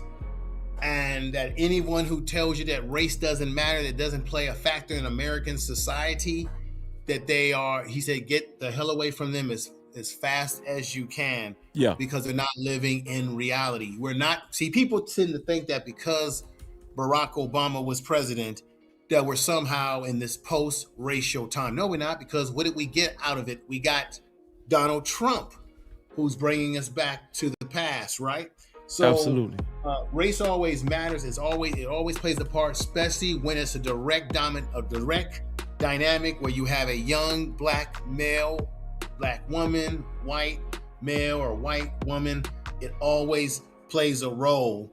Mm-hmm. And the reason why race matters is because every damn time black people are living our life, doing our thing and minding our own business, these folks won't leave us alone. Facts. Whether you're walking, barbecuing, or whatever you're doing, they just won't leave us alone. And that's why black folks, you see it on social media, is knocking these folks out left and right like Muhammad Ali. Thank you, Keisha. I love your content. Before you go information, man. Yes. Before you go information, man, I wanted you and Keisha to look at this. So this is the definition of self-defense. Okay. Self-defense is the use of reasonable force to protect oneself, one's property, or others from bodily harm or unlawful aggression. First, let's start right there. Austin Metcalf grabbing, let's just go with what they've been going over in court. Let's not even talk about the actual video, what people have seen, because from the video, he actually got jumped. Just from Austin Metcalf's actions, Austin Metcalf being almost 100 pounds larger than Karmelo Anthony, grabbing Karmelo Anthony and pushing him aggressively and possibly punching him, would you both consider that an unlawful aggression? I mean, I would say yes. Okay, what about you, information man? I would say definitely. And remember, this dynamic is what takes a whole different effect in a state like Texas, where you should have the right to stand your own ground. Yes. And it goes on to read, in legal systems, it serves as an affirmative defense to justify actions that would otherwise be considered crimes, such as assault or homicide. So He was minding his own business, and he didn't ask for none of this. But I think it pretty much is very racially charged, because for a young black brother to be minding his own business and still get painted as the aggressor, the provocateur, and the demon, it just goes to show you we still got a long ways to go in America. I just wanted to say point that out, information man. I just want to say thank you for having me on. I got some things I have to do, and I love Keisha. I actually watch your show from afar.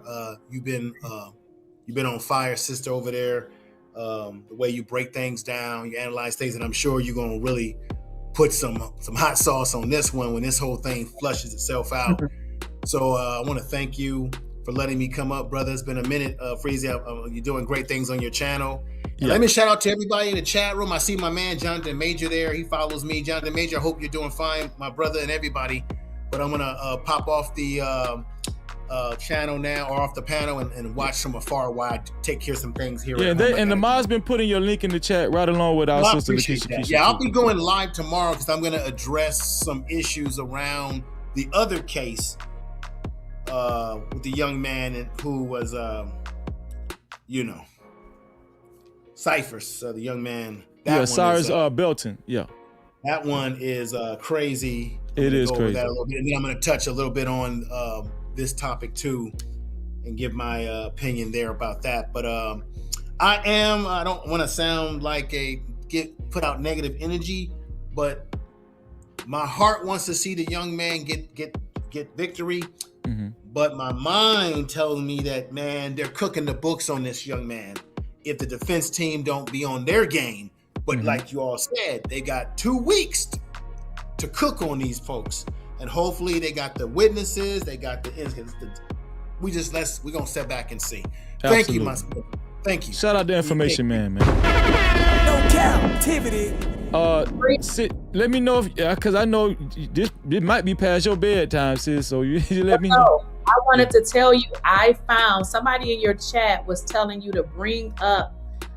They said, because I saw it said it was a particular person, Edwin Para. You gotta read this mess. They are lying on him. Now you gotta hear what she said. He said. These stories are not even similar. You got to find it. Now, I found it. I actually went to Dallas News, and like you said, it kept with this pop-up subscription, but I was able to go to MSN News. You were. So, can you copy that link and send it to my email? Let's see. I think. Okay, let's see here. Yeah, just send it to my email and I'll bring it up. Yeah, you gotta read. This is good. Yeah. Listen, so what I did was I put the link in the chat. I said, I'm gonna just go ahead and put the link in the chat. So if anybody wants to join the show, I put the link in the chat. You can click the link. The link is pinned. I think it should be pinned to the bottom now. If anybody wants to come up, and if you can, I would like for you to show your faces, cut your cameras on and show your faces. Please cut your cameras on and show your faces. Jay Prince, I know you tried to call in earlier. If you're still watching the show, you can call in. If anybody wants to call in, the link is pinned to the bottom of the chat. It says show link.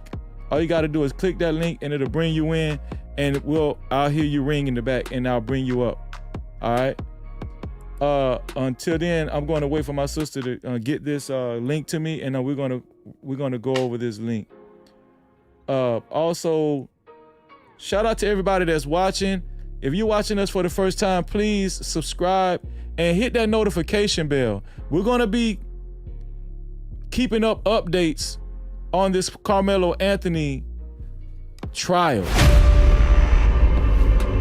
We're going to be keeping up updates on this Karmelo Anthony trial until the very end. I told y'all, I promised y'all, we're going to stay on top of this. Shout out to our sister Lakeisha. Keisha joined the panel. Huge content creator. And also shout out to Information Man. Listen, I'm telling y'all right now, just from my spidey senses and just from me having common sense, they're trying to railroad this kid. Right? They're trying to railroad this kid. The video is so pivotal. The witnesses that's been coming up and talking and giving their account and being questioned, to me, and just my honest opinion, it just seems like they're being coached. It's too many inconsistencies. And if you're watching this and paying attention to this trial and you're not willing to point this out, whether you're white, black, Asian, Middle Eastern, Hispanic, I don't care what creed you come from, you're just being disingenuous. Do I think that it's obvious that the charge, he's obviously not going to get charged with first-degree murder at this point? Do I think the jury is convinced that first-degree murder is out of the window? I do think that first-degree murder has to be obviously out of the window now. Second-degree murder is probably still on the table for this young kid. And also, let me see. Did you send something, sis? Yeah, see, I cannot find your email. Text me back your email and I'm going to send it. Okay, gotcha. Okay, I just sent it to you. Okay. Yeah, and so you got to point out the inconsistencies, right? And for the people that's refusing to point these things out and just act like they don't see what's going on, you're being disingenuous. And to the black folk that act like that, or even act like they don't see what's going on, or you just probably too slow to see what's going on, I feel sorry for you. I really do. I think the only thing that's on the table for him now, I think first degree murder is off the table. I don't think they're even going to decide on first degree murder, which is what they charged him with. They didn't even sign on second degree murder or manslaughter, right? They haven't even, the prosecution didn't even sign that on, but we do know the judge has enough power to say, hey, I can lessen it to second degree murder, manslaughter. But I don't want him to get any time, because any kid that comes to attract me, okay, being that it was a school code to not have a sharp object in your possession, listen, I can say, hey, yeah, you know, as far as the school code goes, yeah, maybe he you know, he was being shout out to Jay. Jay, let me get a hold on, Jay. Yeah. Hold on, Jay. Okay. Hey, Jay, what you doing, Jay? What are you doing? I'm over here, man. Can you hear me? Yeah, I hear you. What you got, a microphone to your can you? Okay, hold on. Here we go. Let me bring you back on. Hold up, let me get over here. What do you have to say, Jay, about this whole thing, Jay? Yeah, my question is this right here, man. So I want to know this, y'all. So y'all telling me if Chud the Builder got an all. Well, we lost him. Jay, you froze up. Sorry, you froze up, Jay. Hopefully you can get your camera together, but your internet just went out on us, Jay. Your internet just went out on us. Okay, so let me check my email. Also, too, Freezy, if you really, so this is another way that you know that they just want to stick it to him. This is a person who has a clean record. He ain't never been in any kind of trouble. They're painting this narrative on him as if he's a bad person. Yes. What district attorney knows that this is a good kid, he gets good grades, but Absolutely. you want him to go to jail for the rest of his life? That should Absolutely. tell you something. Absolutely. That should tell you something right there. You charged him with this? Right. No. But the point I was bringing about the knife, can we please stop talking about the knife not being on school campus? If Frisco didn't violate this kid and they let him graduate, and you know, they didn't violate him as far as with this knife, the knife was only restricted for a school code. But we're past that. But y'all want to stay on that. Y'all want to stay on, the knife was not supposed to be. We're past that. We're in trial now. But y'all want to stay on this knife, not supposed to be on school campus. We're past that. Okay, also, according to the law, the knife was under 3.5 inches. The knife was not illegal to have on his person. It was just not supposed to be on school campus. But guess what? If the school didn't do anything about it, why are y'all keep bringing this up? That's what I want to know. I think because when I first heard, I was thinking a knife. It actually wasn't a knife. I think they said it was a pocket knife. Now, people keep pocket knives in their pocket. People use it to cut fruit. You know what I mean? So a pocket knife is not, they don't consider that the same thing. So people just running with this knife thing is not the type of knife that they think is right. Not.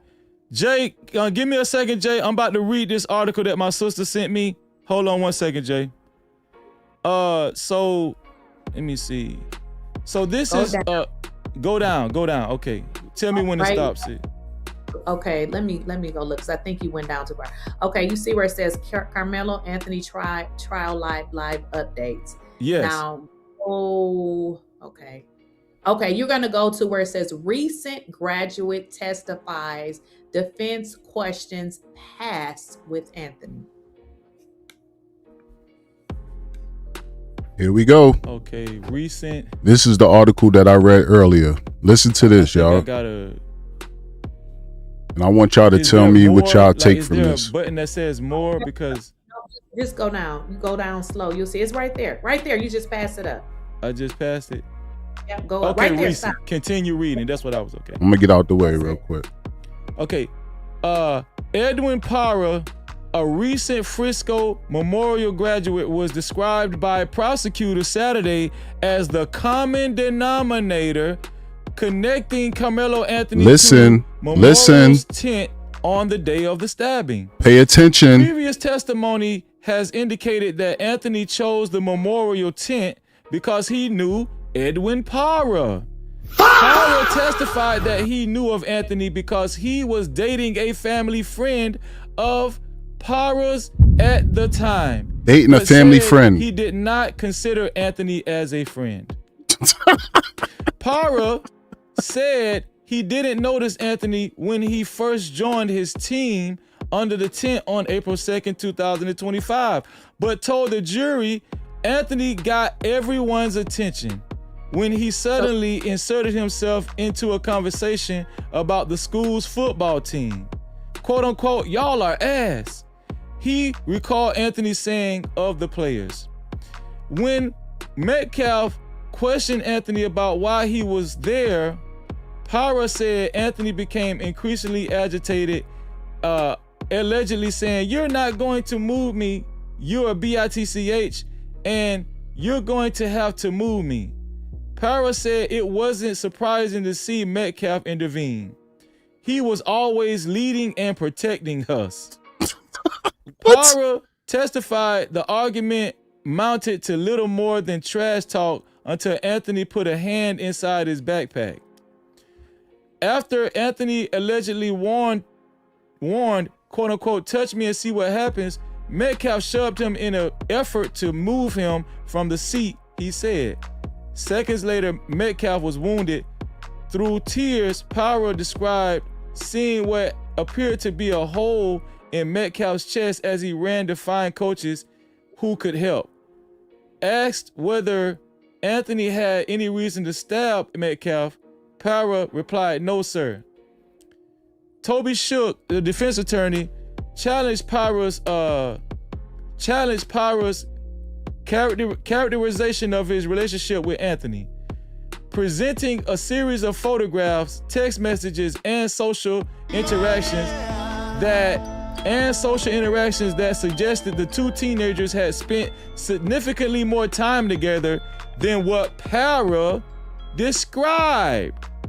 Defense attorney Toby Shook highlighted numerous occasions where Anthony appeared in pictures with Parra and his family, largely during parties at Parra's house. One photo showed Parra and Anthony posed together on a couch. Another featured Anthony playing with a guitar in Parra's bedroom. Quote unquote, "You're still telling this jury you didn't know Karmelo Anthony well?" Defense attorney Toby Shook asked. "Not personally," Parra said. Asked whether it would have been. Asked whether it would have. This is crazy, son. For Anthony to greet him at a track meet. I don't know you personally, but you at my house. Like what? We were cool with each other. Toby Shook then had Parra acknowledge he saw Anthony at another track event about 10 days before the stabbing and showed the jury a photograph depicting the two sitting next to each other on a field. The defense pressed Parra on why he never informed his teammates that he knew Anthony when they were asking who he was, or when tension started to escalate. Quote unquote, Parra said, "I didn't feel the need to." Now you see how this boy lied. He lied. Outright lied. So many times. First he said we wasn't friends. But you at my house. Picture. Now what? How are you not friends? You dating somebody in my family. Pictures. You see what I'm you saying? taking pictures, you playing guitar. What? What we talking about? Oh, they forgot. How do you forget that? That's crazy, son. Absolutely. How do you, first of all, sis, we know he didn't forget it. Either he's being coached, coerced, right? Or he's just probably showing favoritism to his schoolmate. But of course, either way, he lied. Exactly. He lied. That's the thing. We in pictures together. All of this. But you are lying on the stand. Right. Why do you think that's okay? That's why I feel like they are all in cahoots. This was somebody. So this is the boy that when Carmelo Anthony's attorney introduced, he said Carmelo thought this was a friend because he really thought this boy was a friend. Exactly. You know what I'm saying? But you turned your back, and now you're going against him, and didn't even tell the people that he came over to speak to you, and then lied and said he didn't come over to speak to you. Exactly. Right. Just make him look like you see what I'm saying? I'm just like these. That's why I said they are all lying. They're all lying, sis. Yeah, because they're getting caught in their lies. Yes. And thank you for sending me that. And I'm gonna tell you what's sad, sis. You know Karmelo. Is Edwin Parra white or black? That's what I need to know. Is he white or black? I don't care what color he is. He a liar. Good question. I don't know. Okay. I don't know. Let me bring this caller up, Jay. Jay, thank you for joining the show. What do you have to say to us, Jay? What do you want to say? Yes, sir. Okay, man. Picking up where I left off at. So, like I said, you people out there telling me that if Chud the Builder got an all-black jury, would nobody have nothing to say? Of course. So Jake looked up. So Jake Lang and everybody else is just gonna sit there and wait for trial to go through. Are you kidding me? Nobody gonna say nothing. What do you think about the 3 black educator teachers being struck down? I mean, yeah, that's about race right there too. But I also kind of felt like maybe they probably did it because of the pressure. You know what I'm saying? You know, they got to live over there. You feel me? So I thought to myself, maybe they did it on purpose to get themselves kicked out, because you can't tell me common sense doesn't tell anybody that if I say I'm gonna have a hard time convicting another black brother, dude, you know for a fact you're not gonna be a part of that jury. Well, the 3 female educators didn't say that. They just struck them down because they were educators. Right. But I think prior to that, there were other black potential jurors that said what you said, which I don't understand why they actually said that.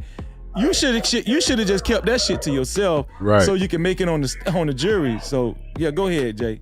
Yeah, real talk. But you know what I'm saying? Like they were saying, man, you know, a racist town. You feel me? Yeah. They gotta live in a racist town. They got a little pressure upon them from us blacks, and we're the criminals, and we only hurt people, and right? Yeah. But they could be on the same kind of stuff with the black people. They could have threatened them. You get up there and, you know, he's not convicted, okay, it's gonna come back on you. We know how these things go, man. Come on, man. Let's stop playing foolish, man. What do you think about, man? What do you think about the video that they still haven't showed clearly yet in court? Okay, man, you trying to convince somebody, right, that took out this so-called all prominent white boy, right? Mm-hmm. Bro, I'm gonna show that video crystal clear. That right there is gonna prove everything that I am saying. And like I said, the simple fact of no black jurors, it tell you what route they're trying to take. This ain't rocket science. It ain't. Check this out, man. Okay, put it like this. Let's just say I robbed the bank or something, right? Mm-hmm. You think I'm gonna sit and wait to tell people that there are 50 cameras surrounding where I was at? Facts. That proved it wasn't me.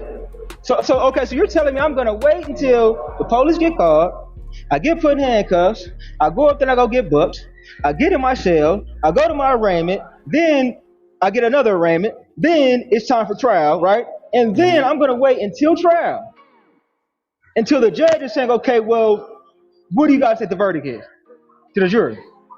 I'm gonna wait till then and say it was 50 cameras around, man. Who's not saying something off the jump? And then put it like this is another thing. And then since y'all want to say he intentionally did it, right? Let me ask y'all something, man. Well, this is what I would do, bro. If my goal is to knock somebody down, I'm going after that. I'm not sitting around talking to this is common sense, to nobody. If I knock something down, I'm gone. And this is another thing. Let me ask y'all this.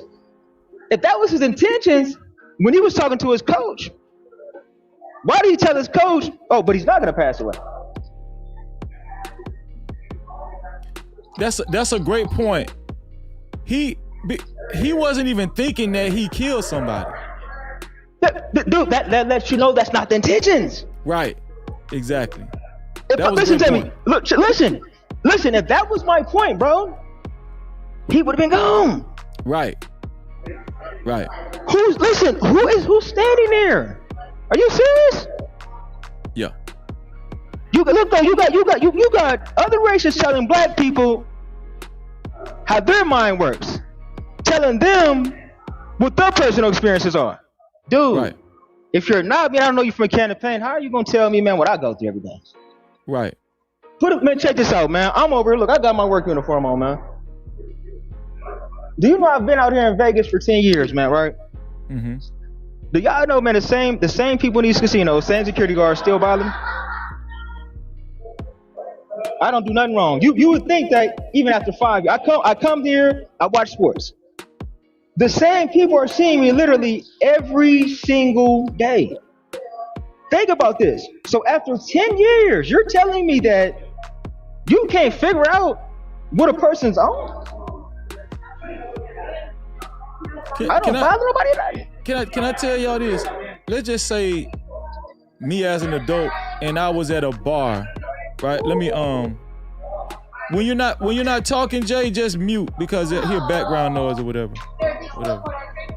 But I'm gonna say this. If the way I process this, let's say if I was out and about at a grocery store or something and a larger guy approaches me in an aggressive way, and I usually carry a little pocket knife, me as a grown man.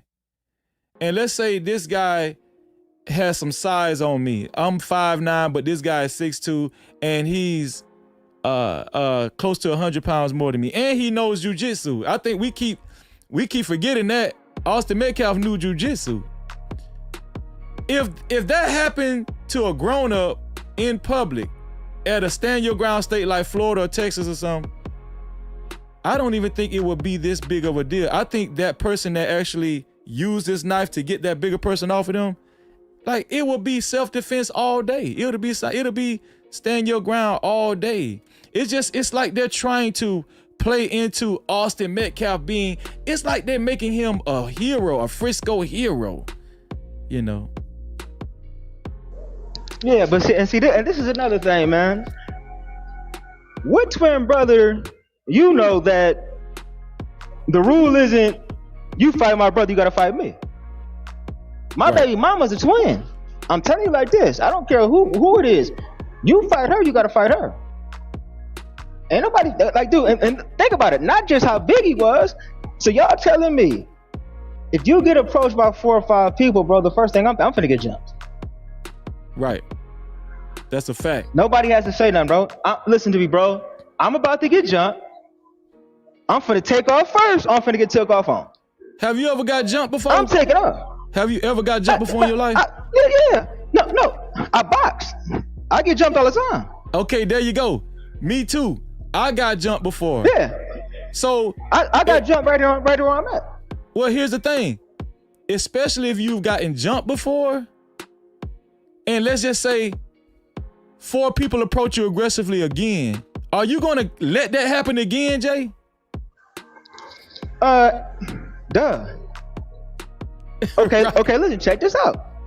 Okay, so to the people of other races that have been through things, right? And black people have done something to them. The people who have never had no prejudice against black people until an incident takes place and it's understanding why you feel like that about black people, right? Yes. Why do you guys think that when some of those people have those encounters, this is the reason why they're watching everybody who fits that description is black? Because that's what happened to them. Put it like this is another thing. I don't feel like this to my black women, but we hear our black men say this more to the other race, right? Yeah. Matter of fact, pause. But even black women say this, right? Mm-hmm. I'm not dating nobody else that's black. Why is that? Because experiences you had. I'm following you. You had these experiences. Yeah, so what are you talking about? Yeah. If you that dude, let me tell you something, bro. This is what you go off of, dude. And this is another thing, right? See, this is right here is where the flaw in the justice system is at for real. Was his life in danger, right? Did he feel like his life is in danger? Let me tell y'all something, man. We don't know, my dude, what can happen to make anybody feel like their life in danger. Well, you're trained. You're trained. Yeah. So being that you're trained and you're very knowledgeable when it comes to fighting and stuff, how easy is it to get hit in a certain place in your head or whatever, and for you to actually be seriously damaged? It all depends. Some people have got hit and they got hit, and some people got hit and they passed away. See, everybody, they like to put these same rules and expectations on everybody, dude. Let me tell you something, man. There's people out there, bro, that every time they see the police, they think they're gonna get their life took, so they leave. Right. Now, guess what? Look though, we're saying, "Oh, you doing too much?" But dude, check this out. I'm not them. Mm-hmm. I'm not you. I can't tell you what makes your life feel like you're in danger or you're in danger versus what makes me feel like I'm in danger. Right. We're totally different individuals, man. And that's just what it is. And at the same time, also, like they say, if you're trying to take somebody out, I'm hitting you more than one time. Jay Prince, you got some more light in the room? Cut your lamp on or something. You trying to be smooth. I'm and actually everything. at work chilling. I'm at work chilling like a. Shout out to Jay Prince joined us, man. Shout out to Jay Prince, man. No Cap-tivity. Appreciate that, Jay Prince. What's up? No Cap-tivity. Appreciate you, man. What's up to you? And Jay Prince, I want to say, I seen you on Donovan Sharp show, and I think you did an excellent job. Give us your take, Jay Prince, on what you think about this, just from your opening statements with this Karmelo Anthony trial. Go ahead, bro. I think that he's not getting a fair trial. One, all of the jury's right, and out of 500 people, they pointed out 3 to 10 black folks that said some inappropriate stuff, like they couldn't. But what about the other 490 people? And if that's the case, out of those 500 people, why they didn't highlight the whites that was biased? But they trying to make this like a black thing out of the 10 people. You know what I'm saying? They trying to make that. And then I see they've been coercing the witnesses. That's why I told them on the. I don't know is that obvious to you? The coercion bro, even the black ones, even the black people, the witnesses. Bro, I think, they remind me a lot of these butlers and mammies and stuff like that. And I think that's the big disadvantage that boy gonna have. And this is the type of stuff, because black people trying to move divided in this thing and not realizing this gonna affect our whole race damn near. Not saying physically, but it's you know what I'm saying? But when white people move, they gonna come together, regardless of the fact. And this is why they made it where the jury is gonna be all white. They come together. They not trying to be all this fair. They not trying to be Jesus, what's right in the heart, bro. They on demon time. They want to cook this black boy for taking a white boy out. Yeah. And black people is with all this love and trying to be honest and stuff, bro. This stuff don't have nothing to do with honest. You see, they sitting up here lying. I know when you say all white jury, I know what you mean. It's technically not all white. They got specks of like.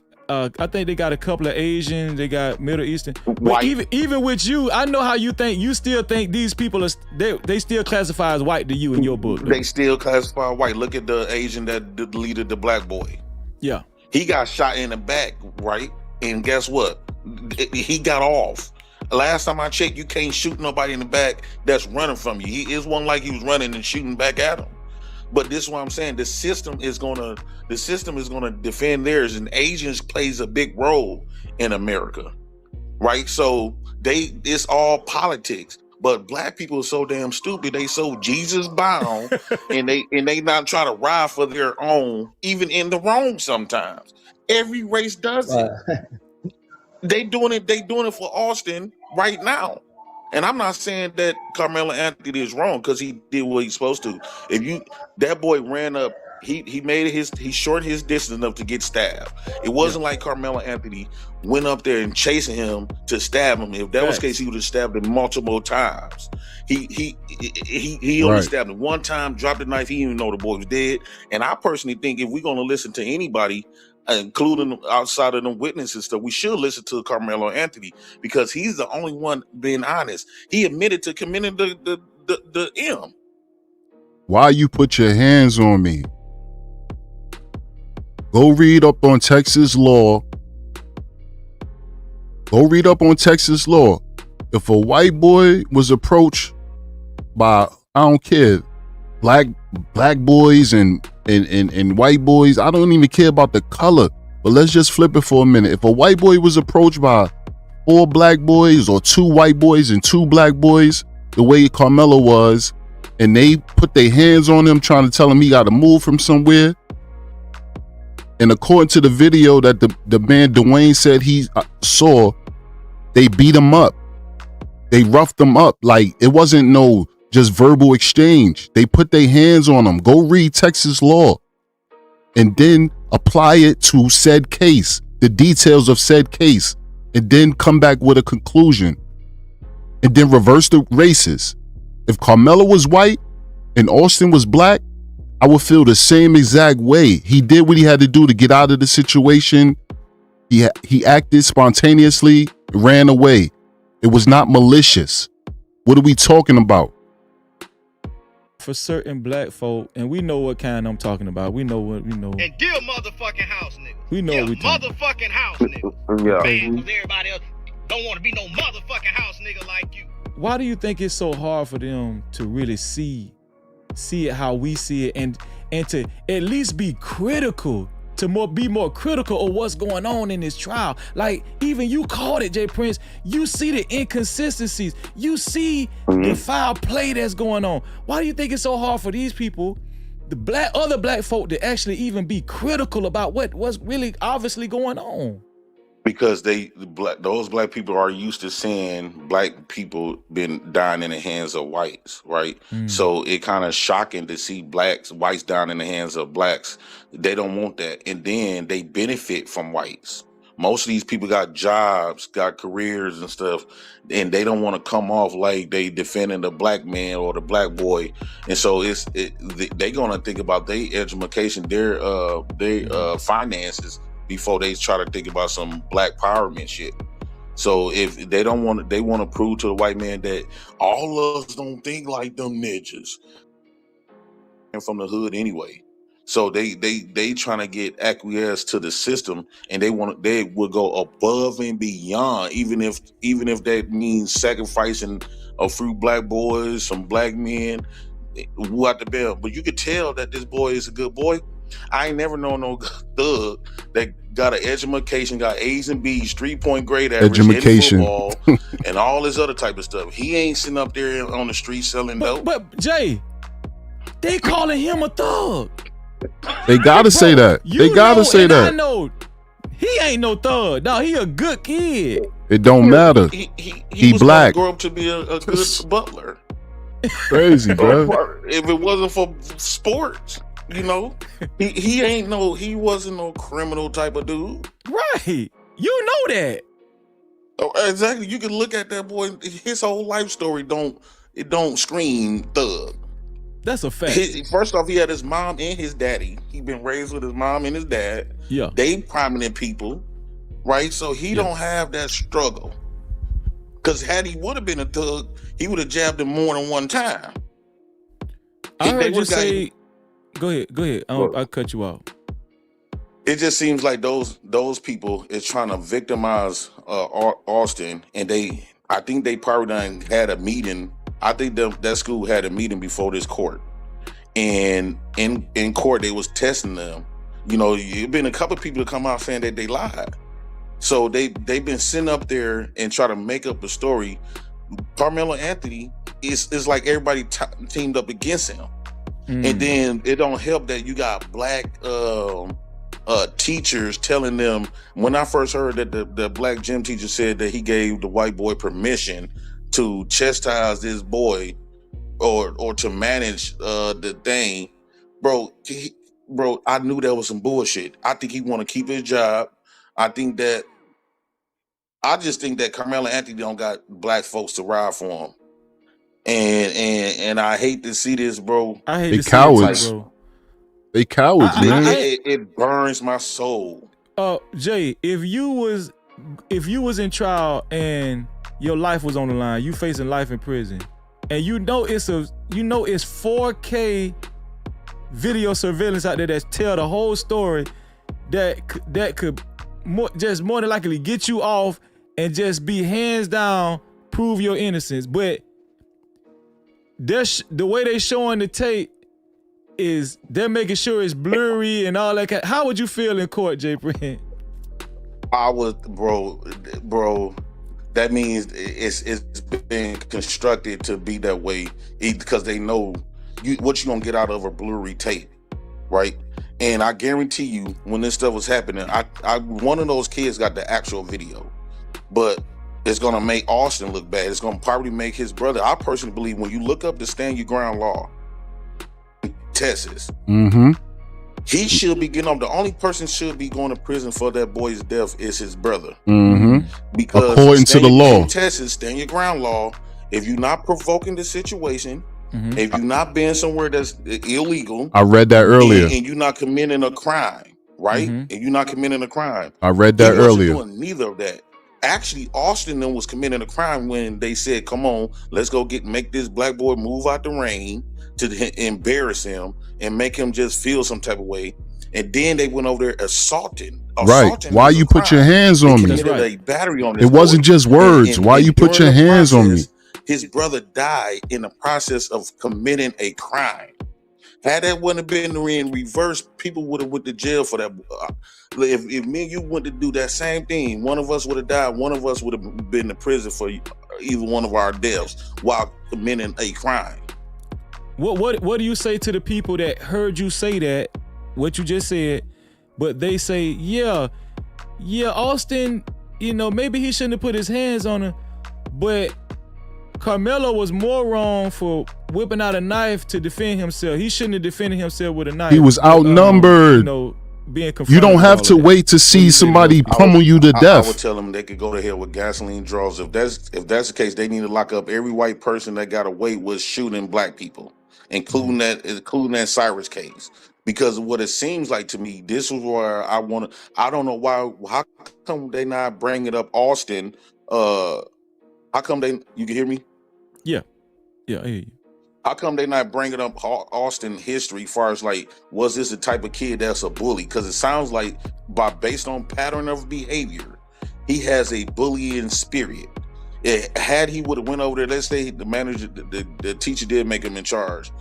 If he went over there and say, okay, you have to leave, you can't be here, and Karmelo Anthony didn't want to leave, instead of taking upon inserting himself as if he's a trained staff or a trained security guard, and go get somebody that's actually trained to enforce the policy, he took it upon himself to go there and try to remove him. First off, you touched him, so that means you was being a dick, and so yes.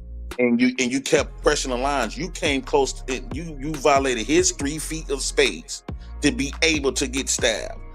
Karmelo Anthony didn't start chasing him with no knife. Facts. He came close to that man. He was sitting down on that. And you put your hands on me. Came close to that boy, and the boy warned him.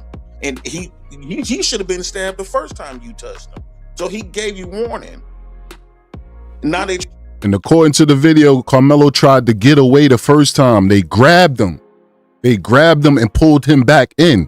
He tried to get away before he even did anything. Don't do this. Well, that means every man that went to prison for hitting a woman after the woman done violated him need to be released immediately. need to be released because they told me they told us that if I don't care what a woman say or do, sticks and stones might break your bones, but words will never hurt. I don't care. You cannot provoke nobody to. You cannot provoke me to the point where I'm putting my hands on you. That means everybody that have went to prison behind that need to get released immediately based on case law. So Jay, my brother JBK, he called in on the show a couple of nights ago, and he brought up a good point, and I'm gonna bring it up to you because just like I can relate to what he said, I'm pretty sure you can relate to what he said. He said, Freezy, even in prison, you're not supposed to have a shank or a knife or nothing like that.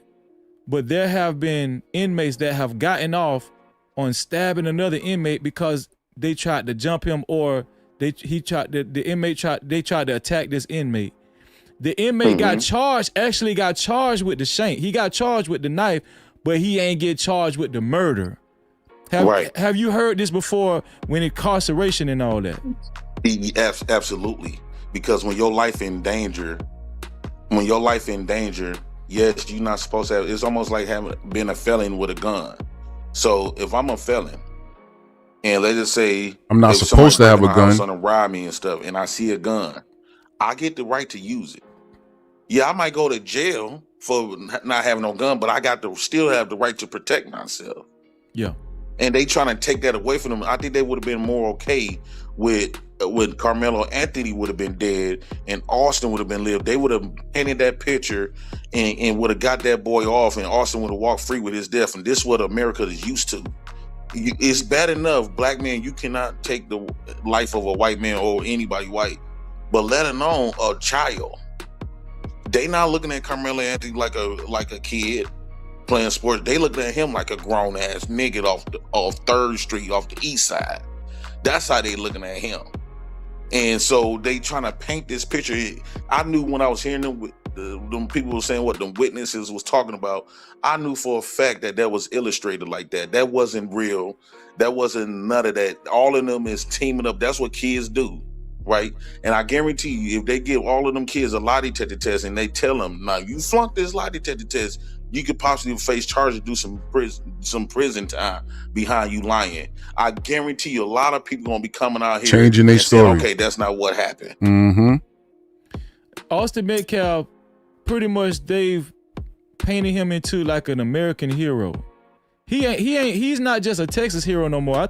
I think they've made him into an American hero. I don't know about all that. And he's dead. That's a stretch. Do you think that's right? Do you think that's right? Exactly. What's right? Do you think what did he stand up for? Another factor that's influencing the prosecution, the police department, and everybody to demonize Karmelo Anthony and to victimize Austin Metcalf, and to also coach these kids into lying and coerce them into lying on the behalf of Austin Metcalf.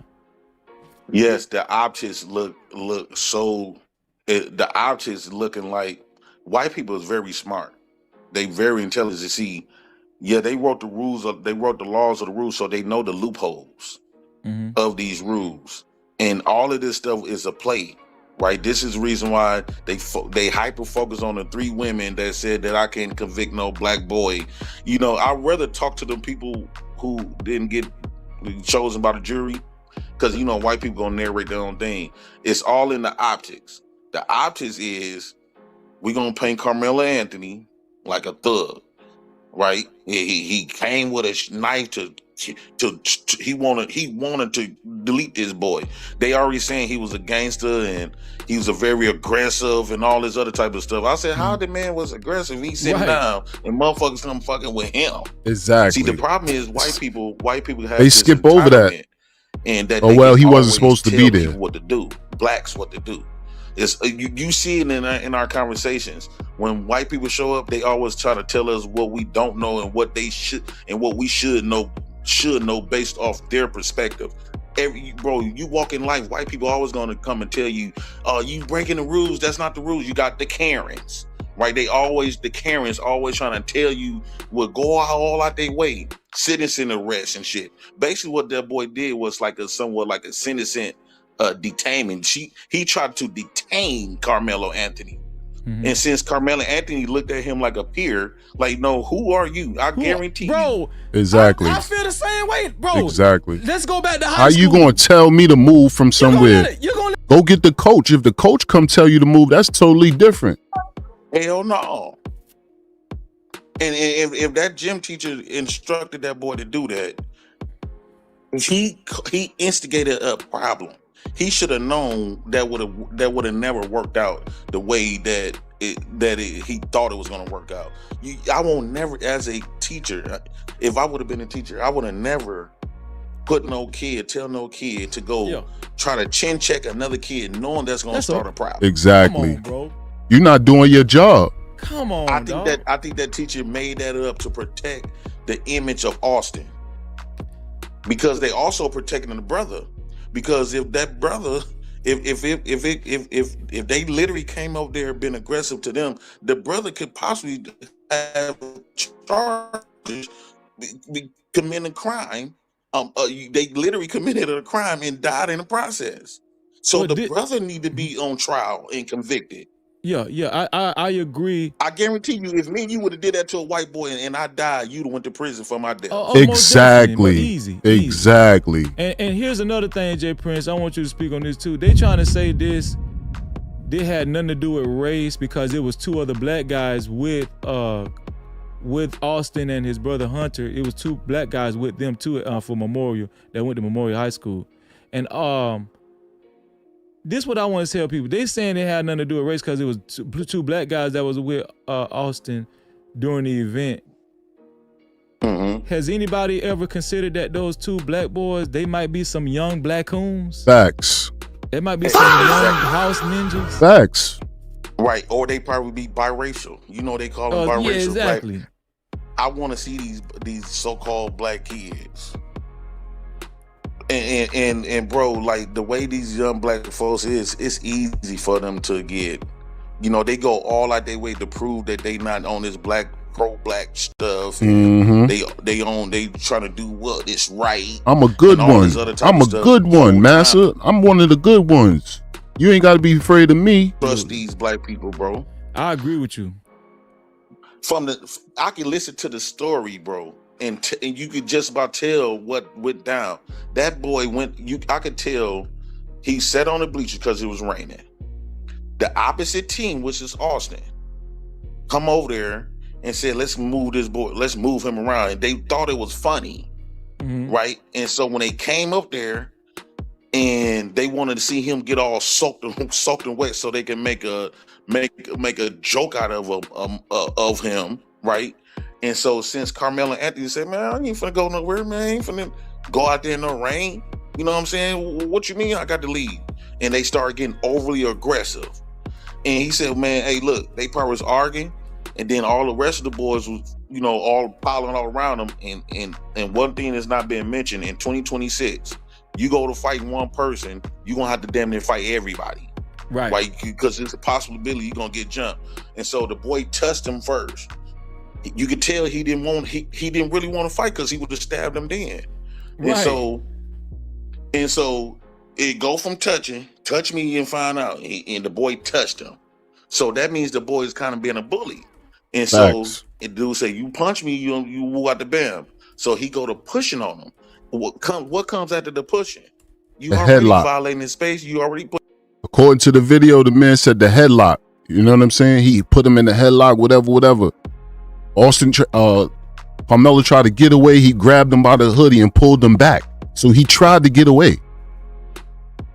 They started swinging off on him. And they all would have jumped him, piled up on him. They pushing me. So I'm just supposed to let them mollywop me before. And, exactly. 4-on-1. And you could tell that he just stabbed them. They keep saying the stabbing. The B-I-N-G, the extra B-I-N-G is a major factor in this case. So when they telling this story, they said Karmelo Anthony was stabbing Austin. No, he stabbed. That's a big difference. Exactly. If Karmelo Anthony was doing this, that means he intentionally trying to delete that boy. But if he, in the process of getting mugged from all of these people, and then it's intimidating to see all of these people who sitting up there trying to tell you to move. Austin wasn't just the one that's putting his hands on him, but he got all of these other voices, and they so-called the witness, like they not finna protect themselves. Yeah. The so-called witnesses is all sitting up there, you get the fuck out of the camp and woo out the bam. So of course he got nervous and said, soon as that motherfucker, touched him hard enough, he jugged him and tried to get up out of there. That's part why he ran. Mm-hmm. He ran because he felt like all of them was gonna out up on me. They was already on him. And then that's why the first thing he said, he got to the nearest teacher and said, I did this. Is the boy okay? He didn't even stay around to see if the boy dropped. So when it come down, Mark, are you there, Mark? Let me drop Mark until he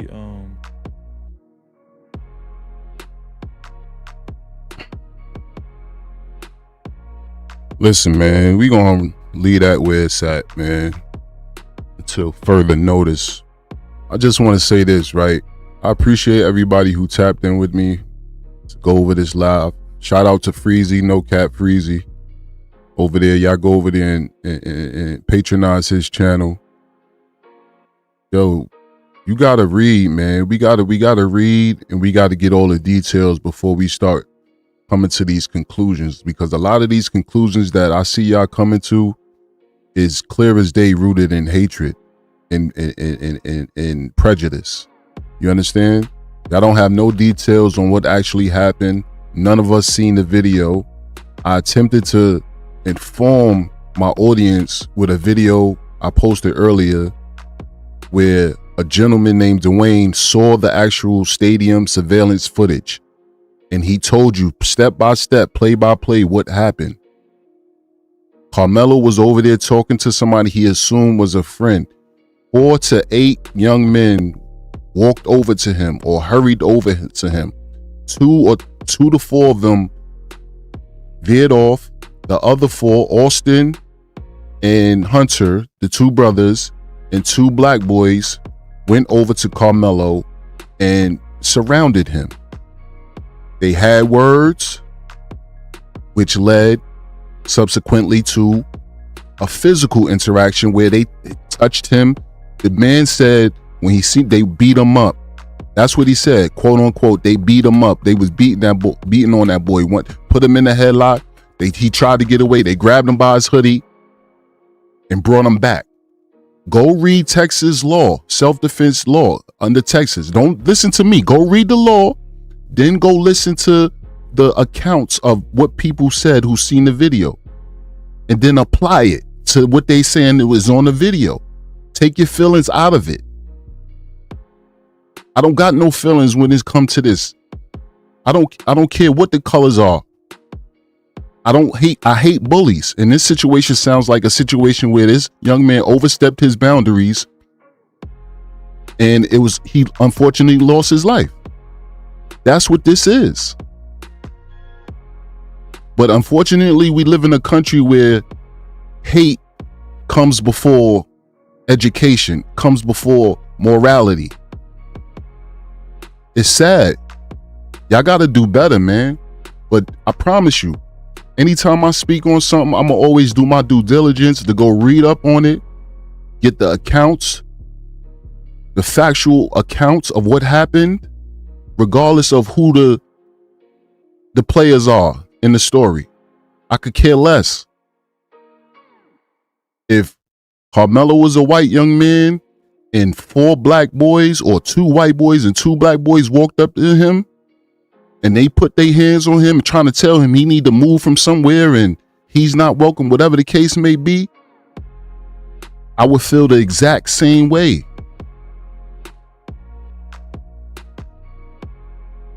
As I grow my channel and I reveal more about who I am and the things I've been through in my past, you will see why I'm so steadfast on when I take a stance on something.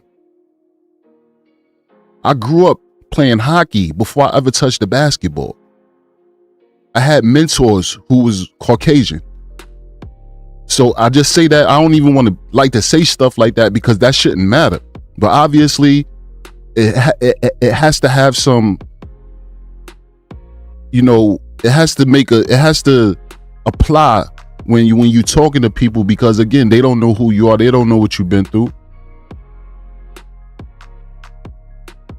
This is a sad situation, man. Y'all got to do better out there, man. Please, man. I appreciate y'all tapping in with me, but if you come over here, come correct. This is just the beginning, man. I appreciate y'all support. If you left a comment, for those who was trolling in the comments, God bless y'all, man.